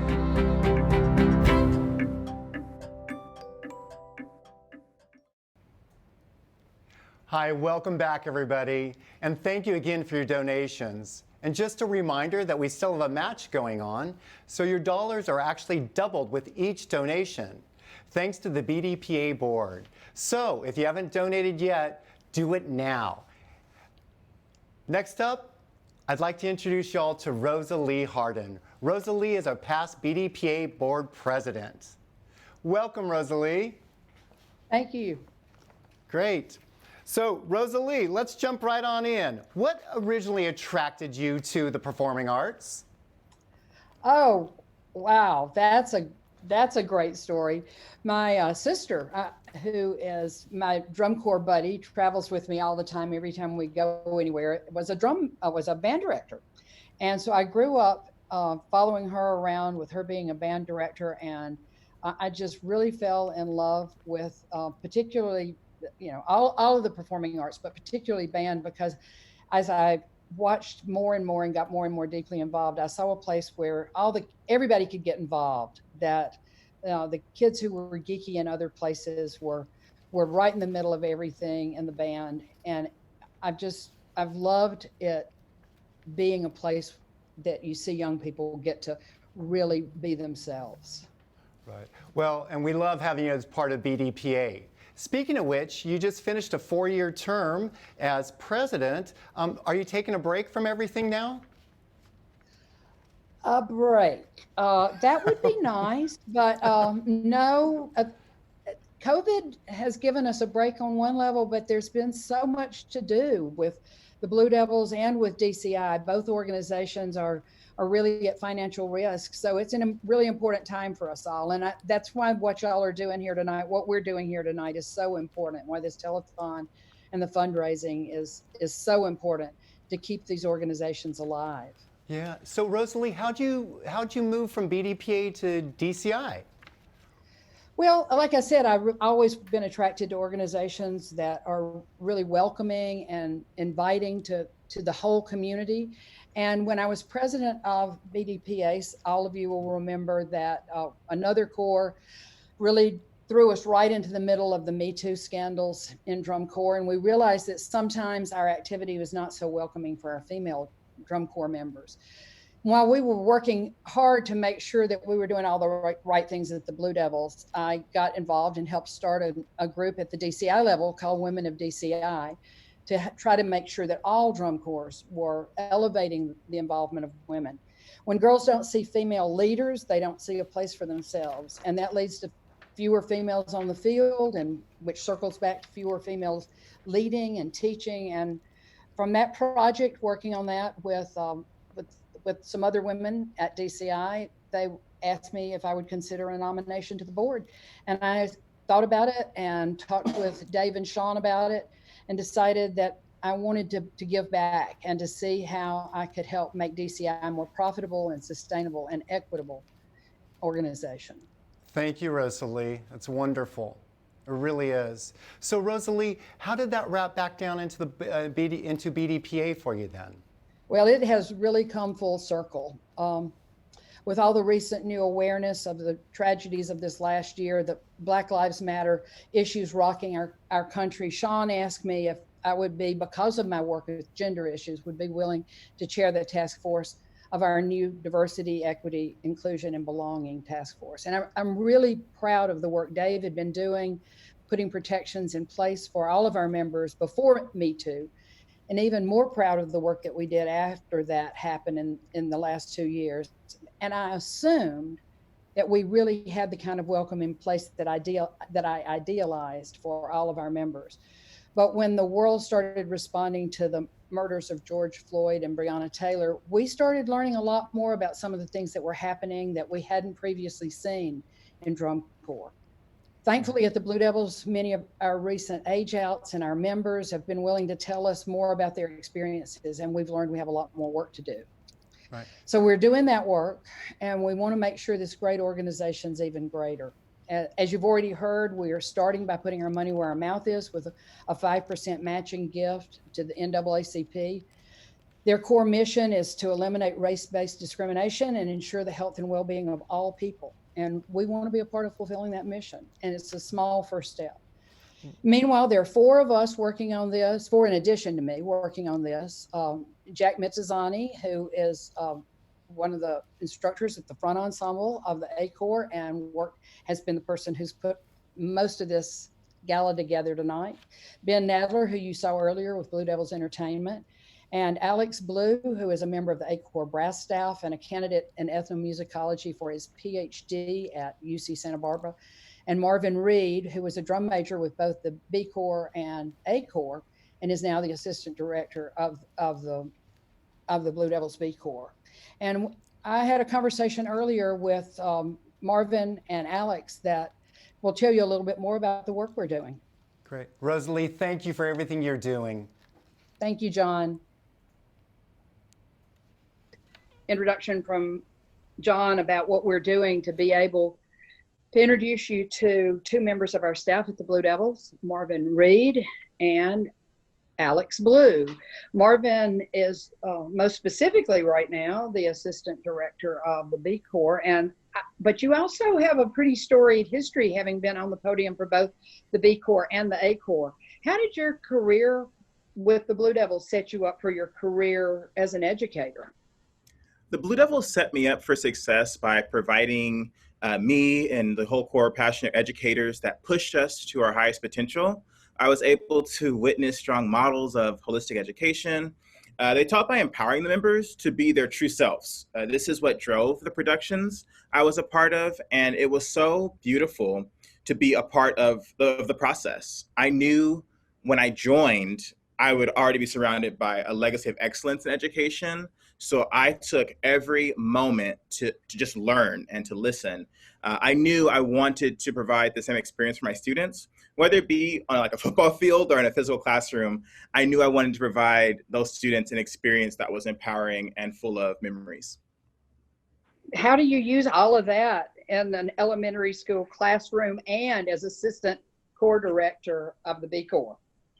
Well, all those experience I had during the B Corps and the A Corps allowed me to come back and be who and what I needed to be able to get through the season. You know, we all know that sometimes tour can be rough, and it's important to have a mentor you can go to help you get across those mental blocks and to rise above.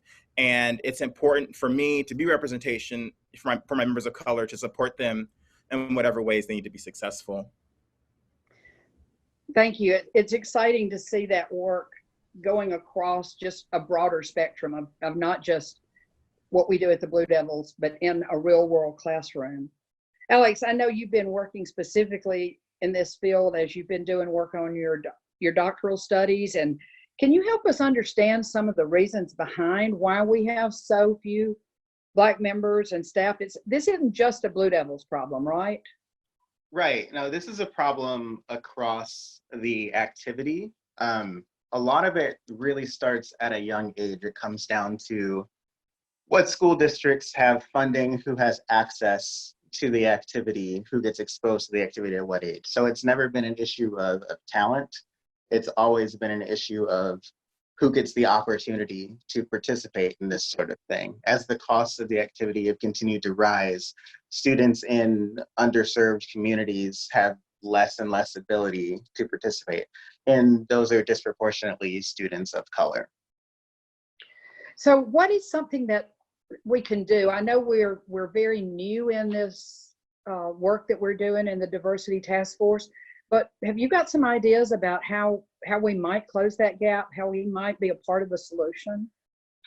I think that we have a really special opportunity as an organization to use some of our organizations like System Blue Education, for instance, to go into some of these underserved, like underfunded school districts and do everything from education clinics to clinics with band directors. Even just fostering relationships with some of these schools is going to help some of these students be exposed to this activity. We could also do things like foster relationships between the Blue Devils and historically Black college and university band programs and band directors, and start trying to create more of a pipeline for students at institutions like those to become a part of our organization. Marvin, do you have anything you'd like to add to that? Oh, and I think it's just beautiful as far as the resources that we're providing and being on the Diversity Task Force and providing anti-racist training. So just as the organization has been focusing on anti-sexual misconduct, we are in the works of providing more resources to support our staff, our volunteers, and our members. Thank you both. We're out of time for our segment, but we're hoping that we're going to be able to do a longer video and have it on the website in the very near future to keep the community up to speed, up to date on what we're doing with diversity in the Blue Devils. Thank you. Thank you. Hey everybody, Mike Moxley here. Glad to be with you. Just like most of you, I'm sheltering in place and still working from home. But wanted to make sure I got a little bit of time to say hello to everyone and greet a lot of friends from long, long ago. For those of you that don't know me, I came to the Blue Devils in 1974 with a very dear friend named Wayne Downey that was there to start work with a pretty new drum corps at the time.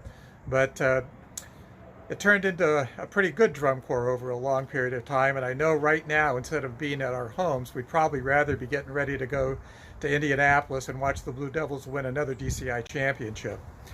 This is a time when we all really do need to support and be with those friends of ours that have been such a big part of the Blue Devils for all these years.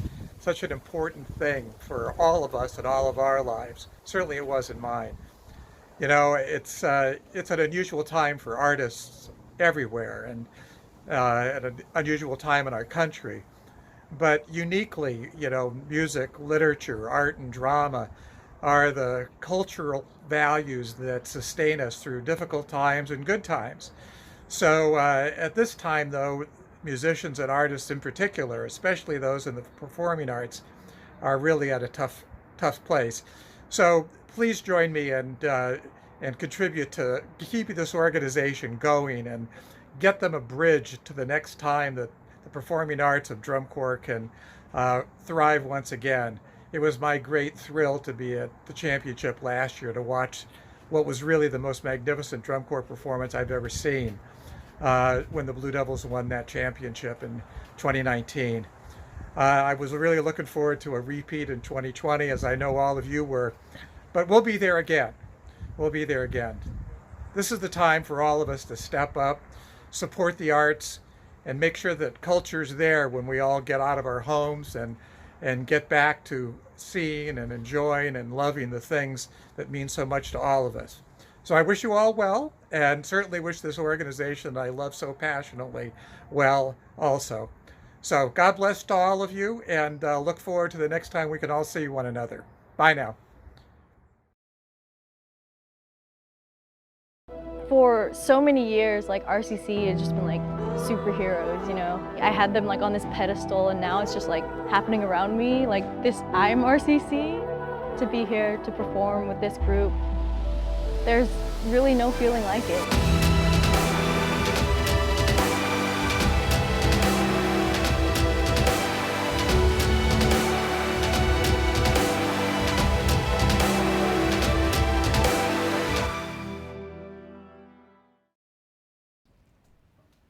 Welcome back, everybody. I want you all to take a look at the board here. We have over 170 donors now and almost $80,000. We're this close to breaking $100,000. Come on, guys. I know we can do this. Hey, let's get some shout outs to some people. Frank Troika, thank you so much. $100. Kat Clark, $100. Todd Ryan, my mentor in movement, $100. Thanks, Toddy. Brian Peter, a name from the past. Brian Peter, welcome back and thanks for your $100. Dave Glide, my neighbor, $100. Thank you. Emma Boone, $100. Thank you so much. Scott Johnson, you guys, Scott and Judy, what's going up? Scott just donated another $500. I'm gonna have to up mine next, I think. Nancy Branson, longtime uniform volunteer. Nancy, $300. Thank you so much. And Richard Lutton, $250. Guys, you are amazing. Thank you so much. All right, guys, get ready. You're about to be blown away by the one and the only Sean Vega. Hey, Sean, welcome. Hey, thanks for having me. How you doing? Great. How are you doing? I'm doing great. Doing great. Good. Sean, your usual calm self, I see. Okay, other than when you perform and we get some intensity from you. Well, there you go. There you go.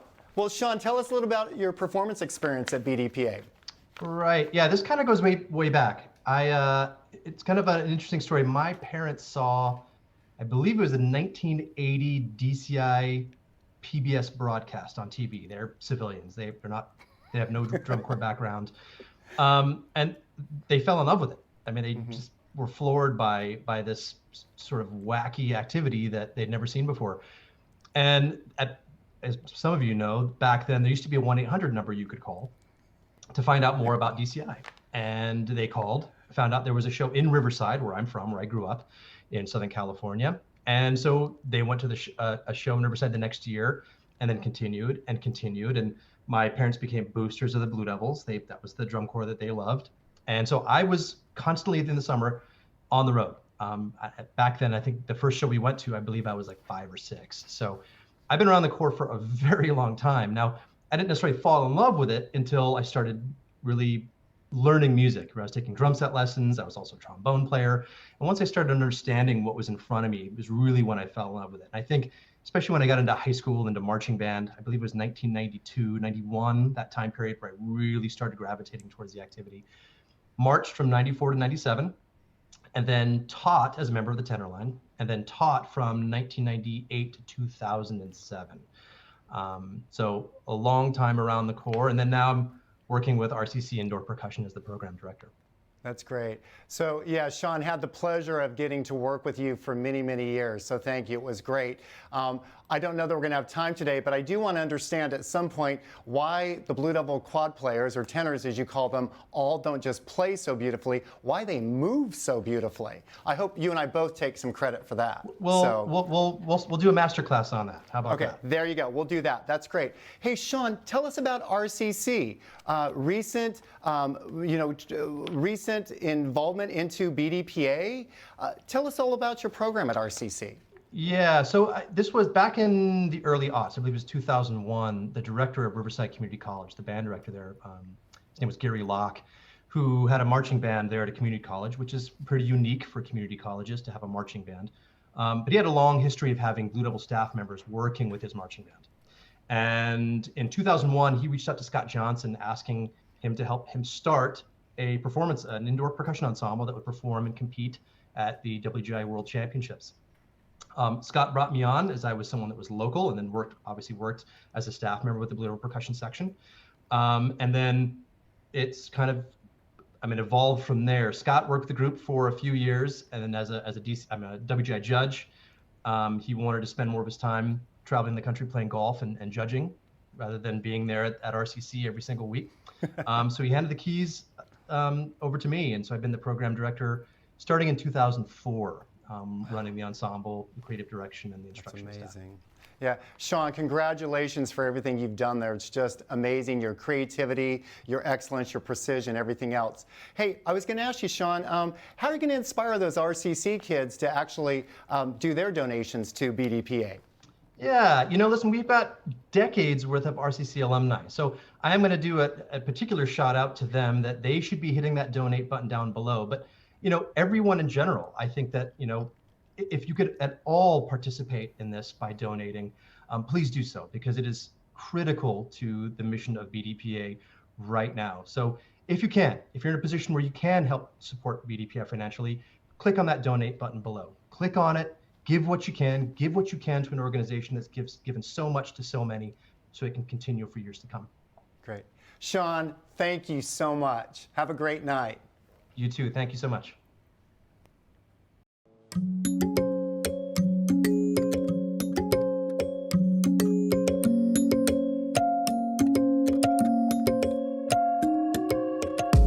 This summer with the Blue Devils has just been like magical. Because I've seen a lot of drum corps and I've done a lot of drum corps, but really nothing compares to BD 2019.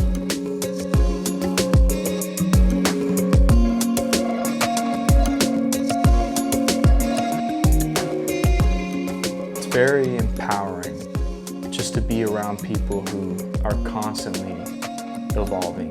There's really something special about having 150 people that are just on the same page and work towards this one thing. And it's amazing because the performance really feels like a celebration.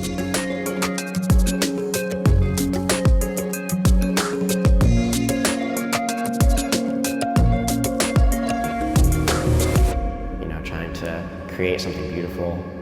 Every moment of every day is really a testament to what we are really capable of doing, for the rest of our lives.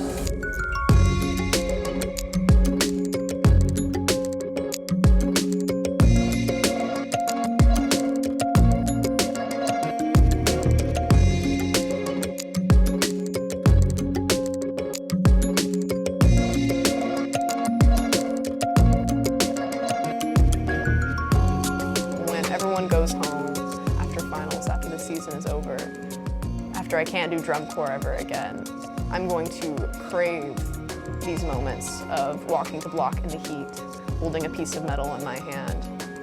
I'll miss having this piece of metal in my hand all the time that I will not have, I won't have.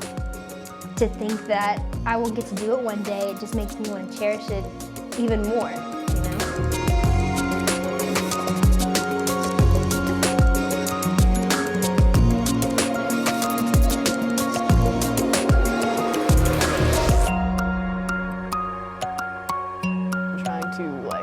Make sense of the cliches that were thrown, the weird paradoxes of being humble but also being ultra confident.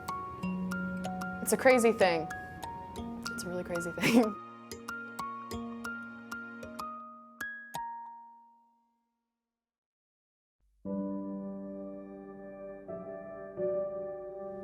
People just want to see a show and they want to be moved. And when I think about that, I'm able to just cast everything else off for a moment. And embody something that I know has a purpose for those 12 minutes.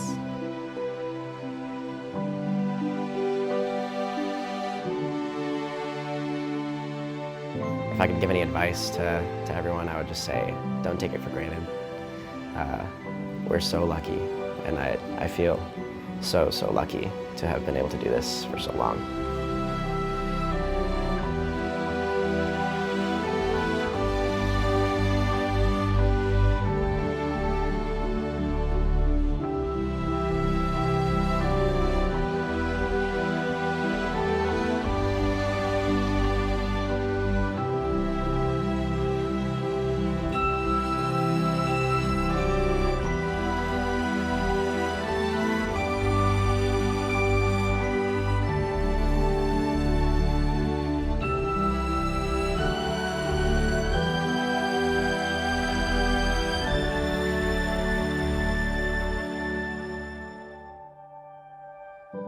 To say that I was a part of that, it's extremely humbling, it's super surreal, and I'm gonna be dwelling on and digesting how beautiful this season was a long time after it's over.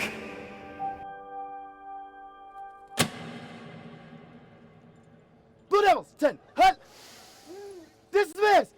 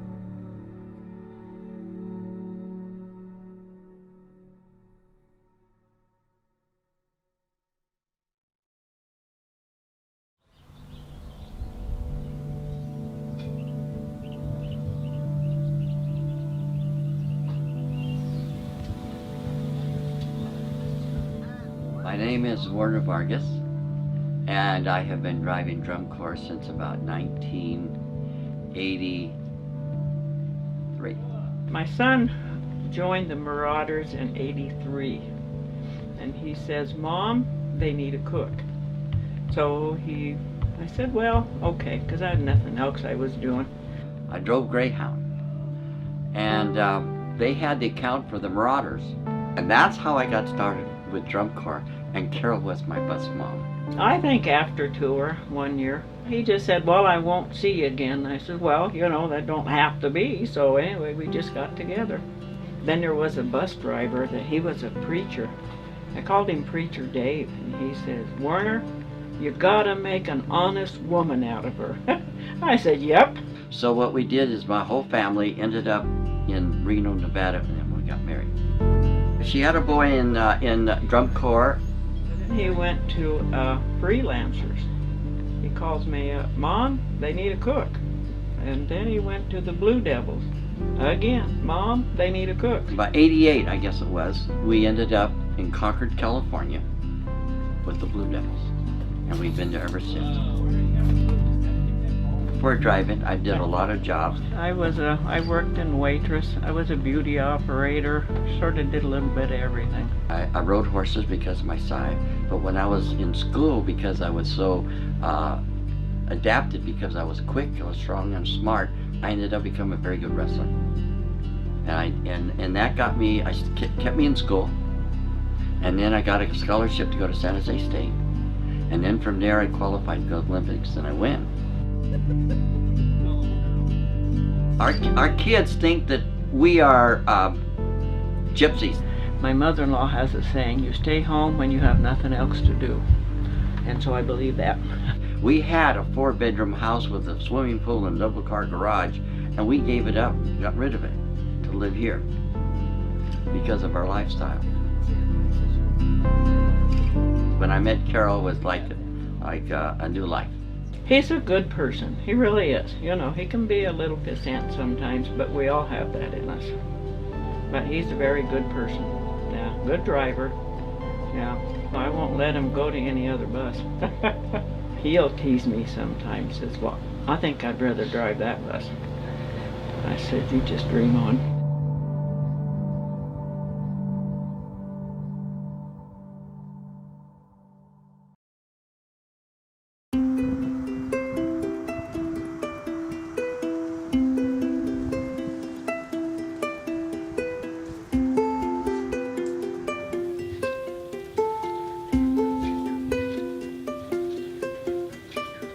My name is Sandy Gist, and I have been involved with the Blue Devils since 1988.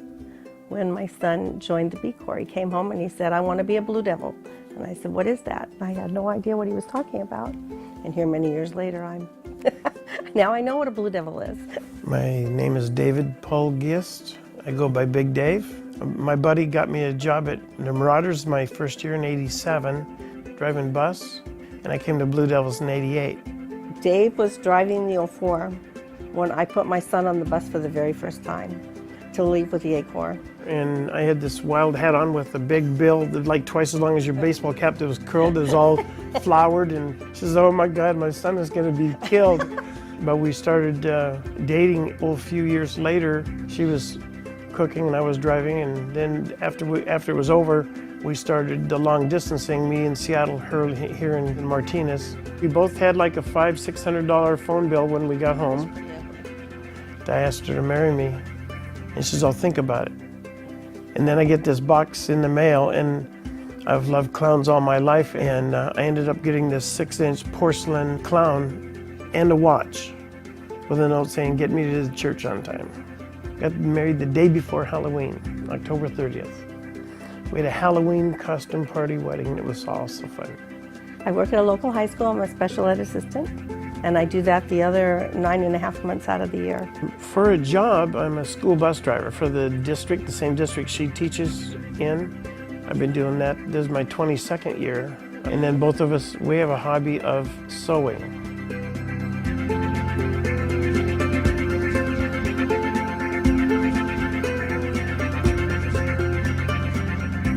After I got here in California, I saw an ad for a clown college, and I signed up. They gave me my name as Driver the Clown, and I've been doing it ever since. We found each other, and we've been married 22 in October. So she puts up with me.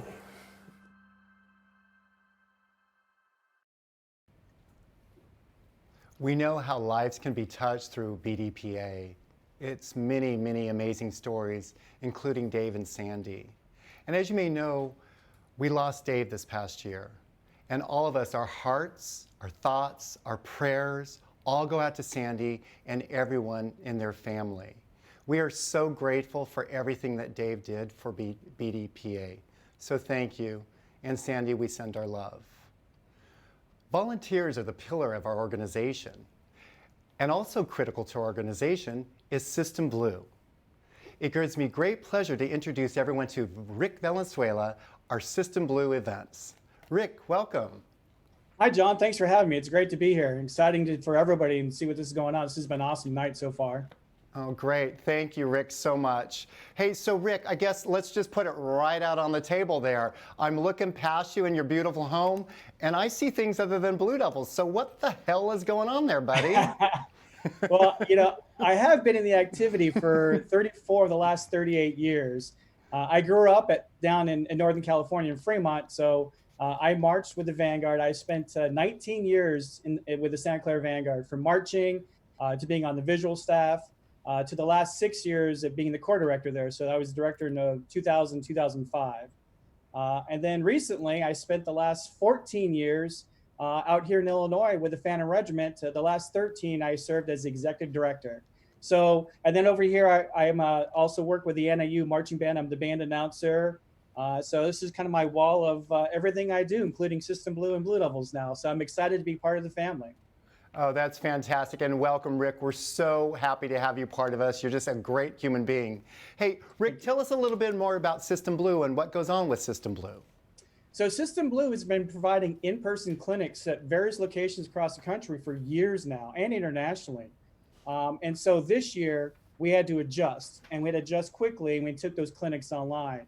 So what we've done recently, we just completed our second of our two-day workshop just this last week. We also partner with universities like Texas A&M University Commerce with their summer music program. And then we schedule clinics across internationally. We were scheduled to take a group, go teach in South Korea this summer. And then we were going to do some clinics in Europe with BDI. We have such a phenomenal educational staff to share with the world, including our Director of Education, System Blue, Frank Troika, and the rest of the BD educational team, along with our System Blue clinicians. It's been a pleasure to watch them work in this new medium that we've been doing. They've been so energetic and exciting to watch and teach. But we do a bunch of other stuff too. We sponsor clinics at various music education associations. For instance, John Meehan and Chip Krotz, they were scheduled to present at one of the biggest events in the country, which was the Midwest Band and Orchestra Clinic in Chicago. It's been postponed, but we'll resubmit them again for next year. So one of our goals is to help support music educators, especially now during these changing times. One of the things we're going to be working on is working with bands directly to build a curriculum designed specifically for them and their program. So everything from like you want to design a show down to a specific pedagogy. So we have a lot of things we're working on. We're going to provide an opportunity to do some performance evaluations and consultation virtually. We're going to be building more virtual workshops and classes. We're working on a System Blue concert band festival, along with a virtual percussion festival with some of our staff. That's outrageous. And the other thing, we got private lessons we're doing. We're going to be adding a lot more staff. And then, of course, we present the WGI E-Solo and DCI Performer Showcase, all the while trying to find ways to keep students engaged. It's more important than ever to keep them engaged. And we want to inspire, motivate, and energize students and educators alike with everything we do through System Blue. Well, Rick, thank you for everything you do. We're so glad to have you as part of BDPA, and thank you for joining us tonight, sir. Thank you for having me. Hey everybody. What's up? Hi, my name is Justin Brenneman. I'm Dylan Bridges. Hey, it's Larry McGee, part of the BD360 crew. On behalf of Inside BD360, We thank you so much for your contributions so far. Thank you guys so much for all the help and donations you guys have made. if you haven't donated yet, what are you waiting for? Get on it. Get on it.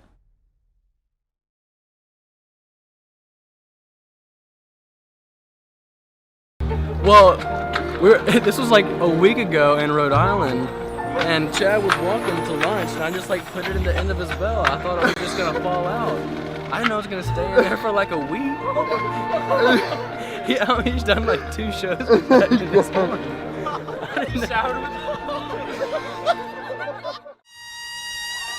Our guard captain had just returned from tour and brought in a VHS recording of the PBS live broadcast of DCI that year. I remember them being so virtuosic and making everything look so smooth and effortless. Family, friends, I got tickets to the Stockton show, the Moonlight Classic, and I was really young, but I remember being excited for all the corps that night. But I remember when Blue Devils came down the ramp to go onto the field, there was just a presence, something different, a different intensity level, a different something. Couldn't put my finger on it then,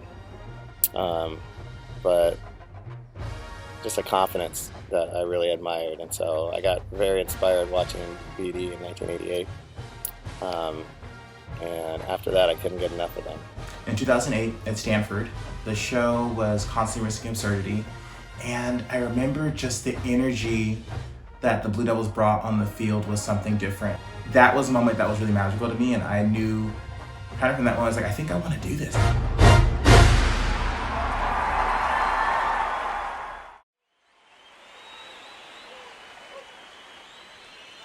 We all have and know those pieces of music that define us and live on forever. Chase the Clouds Away is one of those songs for the Blue Devils. Arranged by the legendary Jim Ott, it was first performed by the Corps in 1975 under the larger-than-life field direction of the Corps' first drum major, Dave Dugan, who unfortunately we lost this year. Clouds came back in 1976, helping the Blue Devils win their first ever DCI championship. Now, featuring the 2020 brass section, Drum set player Michael Dye, and a few special guests. Here's our version of Chuck Mangione's Chase the Clouds Away.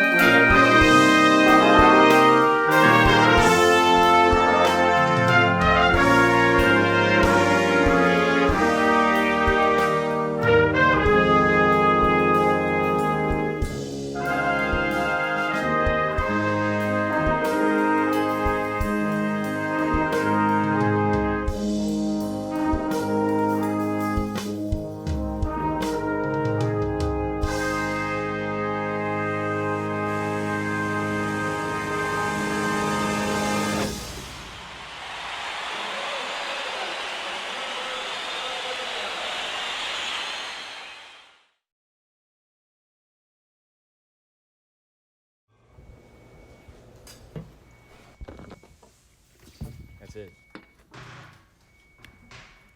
That's fun.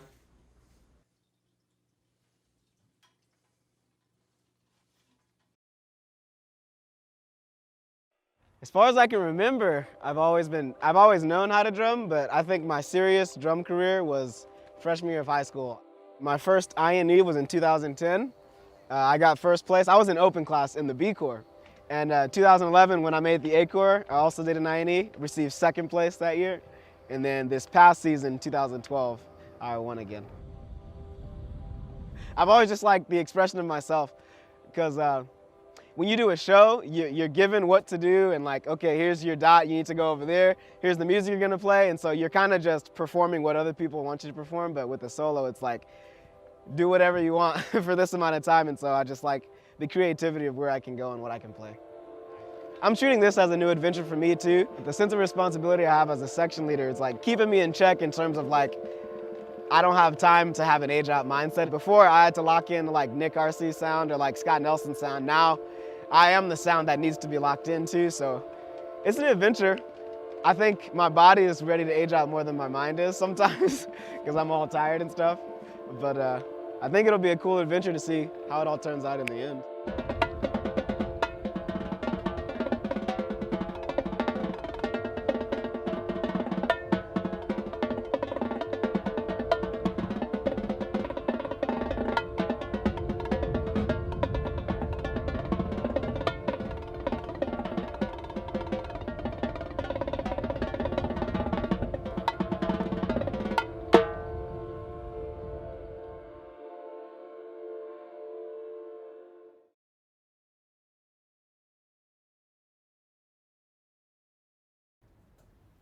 All right, welcome back. Hey, but guess what? Time is running out. So guys, let's keep that donate button rocking. I want to give a call out to some people here. Todd Tangi, $1,500. Team BD 360, $1,000. Kevin Murray from the board, another $1,500. Faith Miko, a longtime donor to us. Thank you, Faith, $500. Catherine Sullivan, $300. Joellen McIntyre, our love, $200. Thanks, Joellen. Ethan Ireland, $200. Phil Philpeck, $250. Thank you, Phil. Kevin Vlier, $200. Michael Still and Jesus Tapia, $120. Thank you so much.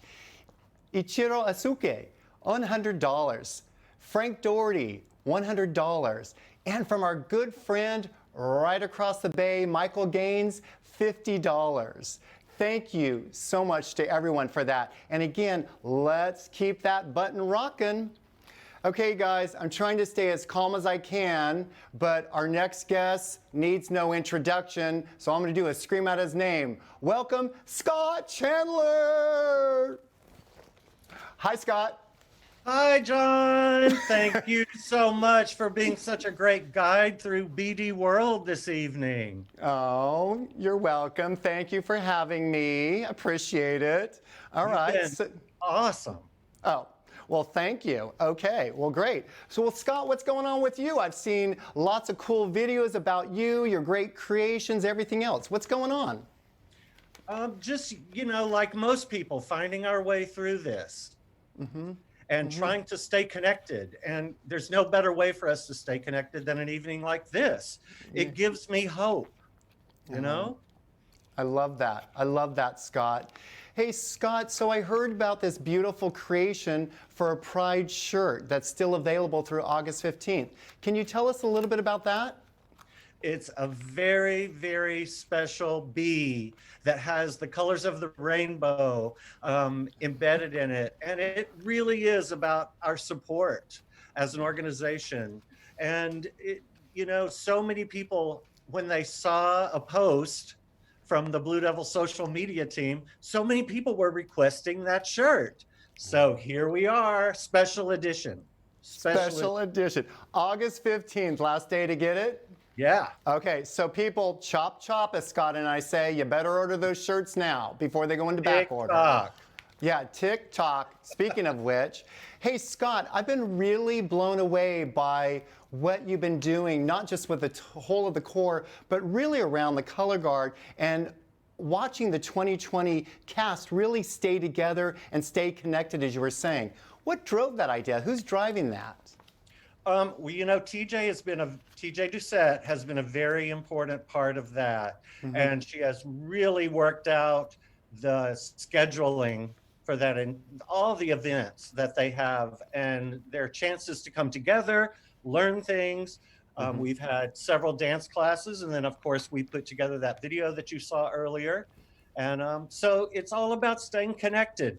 Right, I love it. Connected. I love it. Hey, so Scott, if you could give us one final call out tonight, can you give us like a dance and a personal interpretation, a flourish? What would you do for us to get people to donate to get us over that $100,000 mark? Because we're this close. I would say, come on, people. That was very dramatic. I give you a perfect score for that, Scott. Hey, Scott, thank you so much. We love you. We love everything you do for BDPA, your energy, your passion, your creativity, your goodness. Thank you for everything you do. Well, and thank you to everyone for supporting us and keeping hope alive here. And we really have appreciated that. And there's still time to help us out and keep that good energy coming. Let's keep it going. We're going to get through this. I love it. Love it, Scott. Love you. Thank you, Scott. Love you. All right. So coming up next, we have Larry Cohen, a 1980s alumni.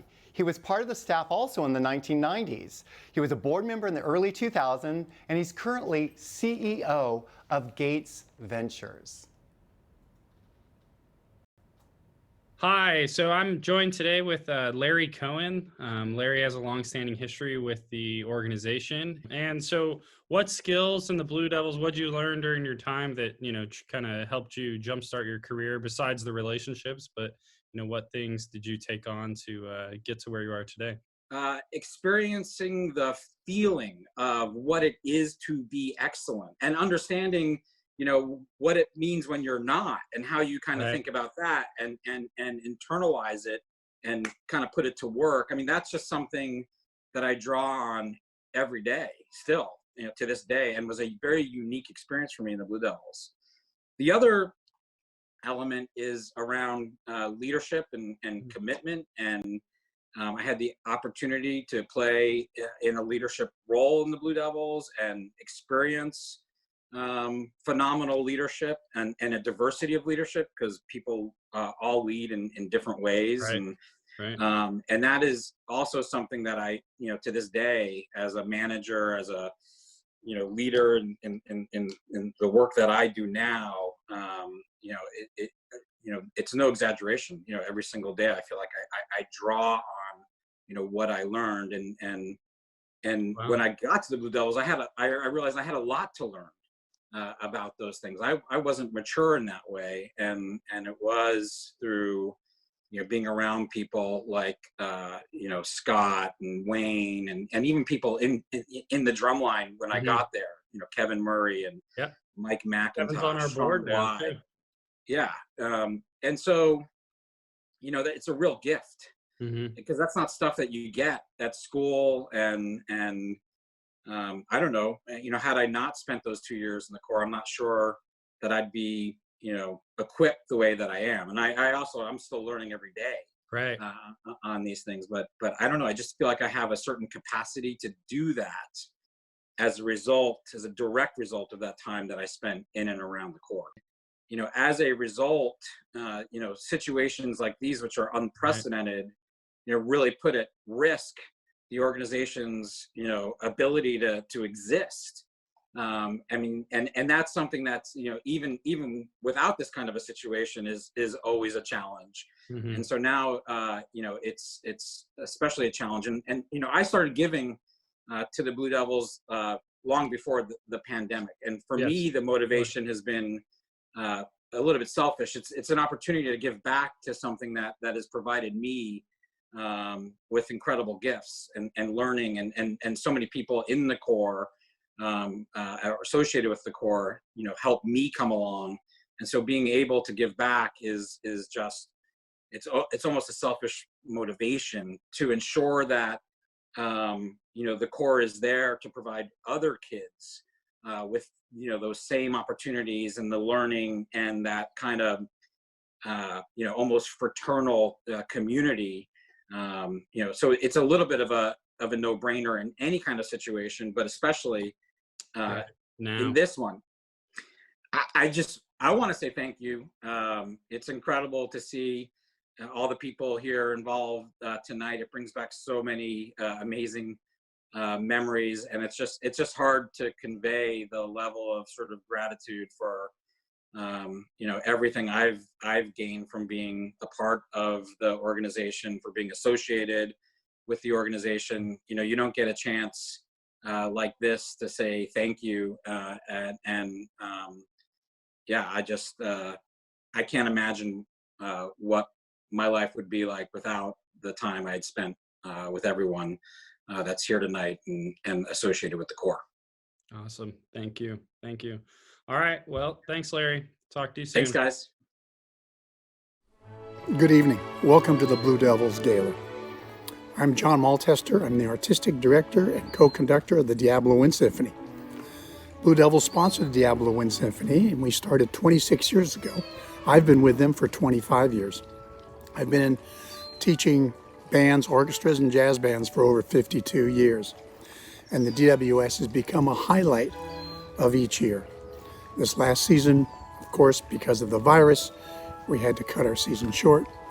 And because of that, we were not able to play our last concert, although we tried to schedule it for July. The camaraderie in the group is like nothing that you ever see in most schools groups. Everybody there works hard. They're all outstanding musicians. It's a set instrumentation. It's by audition. And we actually represent between 20 and 25 different school music programs. It's really tough to plan on what we're going to be doing in the future, but assuming that we have the funding, we're going to hopefully start up again in February with rehearsals and try to get an abbreviated season in this next year.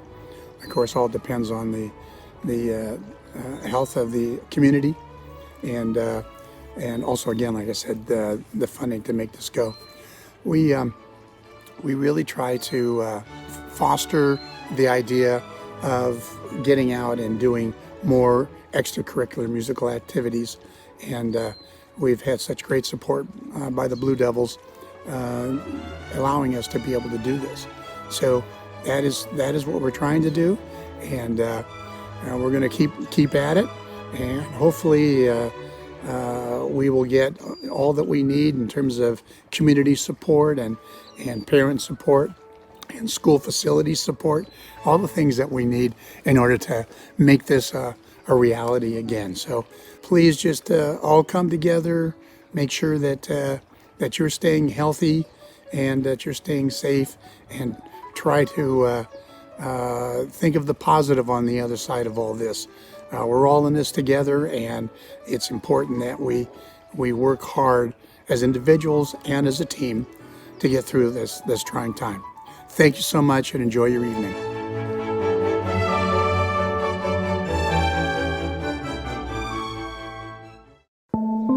Hi everyone, my name is Ryan Dark, and I was a part of the soprano trumpet line in 2004 and 2005 with the Blue Devils drum corps.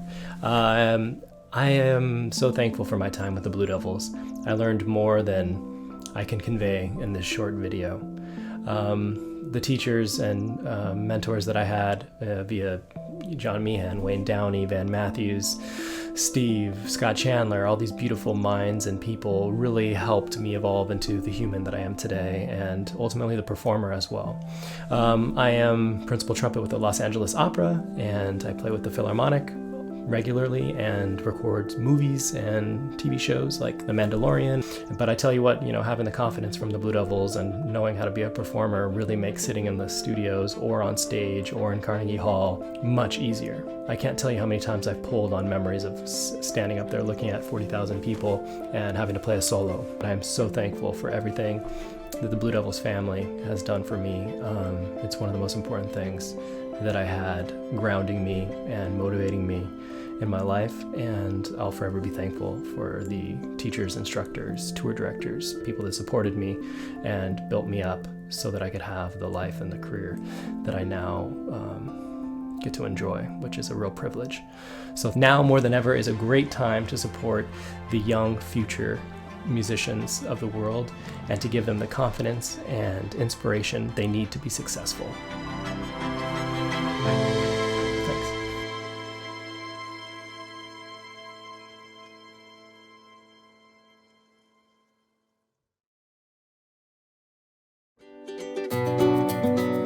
I want to thank all the staff and all the volunteers, because without them we couldn't do half of what we do. They do so much for us behind the scenes.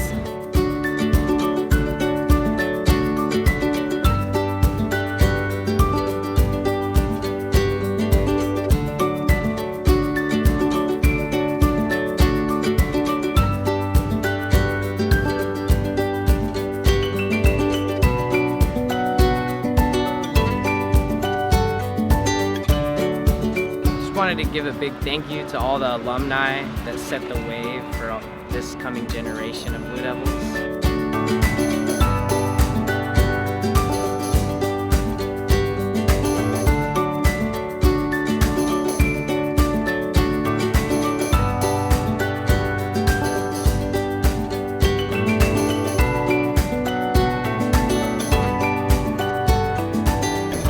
All of the sponsors that help supply us with instruments, drums, tarps, props, like everything. System Blue and BDPA and all the fantastic people who maybe aren't like here every day with us, the Blue Devils, that make all the things that we do possible.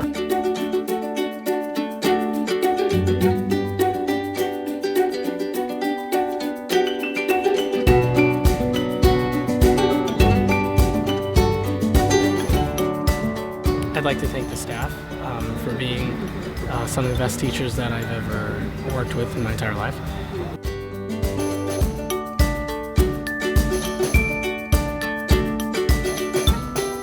Thank you! We couldn't do it without you guys. From all of us to you, thank you from the bottom of our hearts.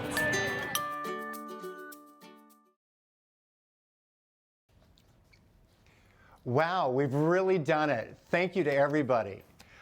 Let me just give you some of our top donators in the last few minutes. Rosalie Harden, $1,019. I like the ring of that one.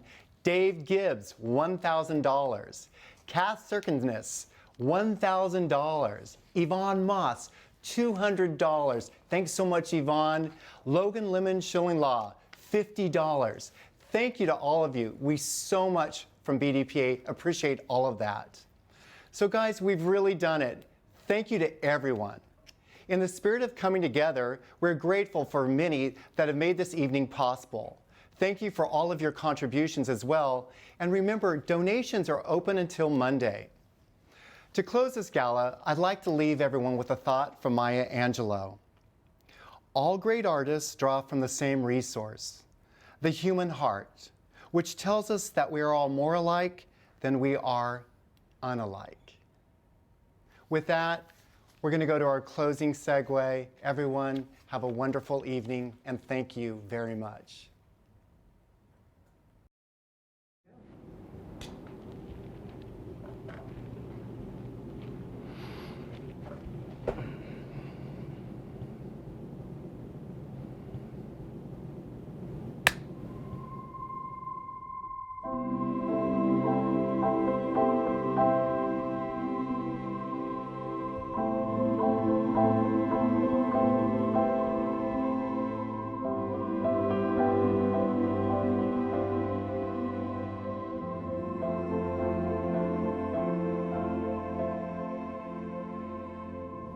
So first of all, knowing that this is a finite experience makes every moment precious when you're aware of it. Because if it means anything to you, which it does, I think everybody in the Blue Devils, you want to cherish every moment, obviously, because once again, you know that when this is over, you will look back on these times as if it was the good old days, because they are. A crazy activity like drum corps, I've been able to experience what it means to be alive and what it means to contribute to life and make it more fulfilling and just more rich.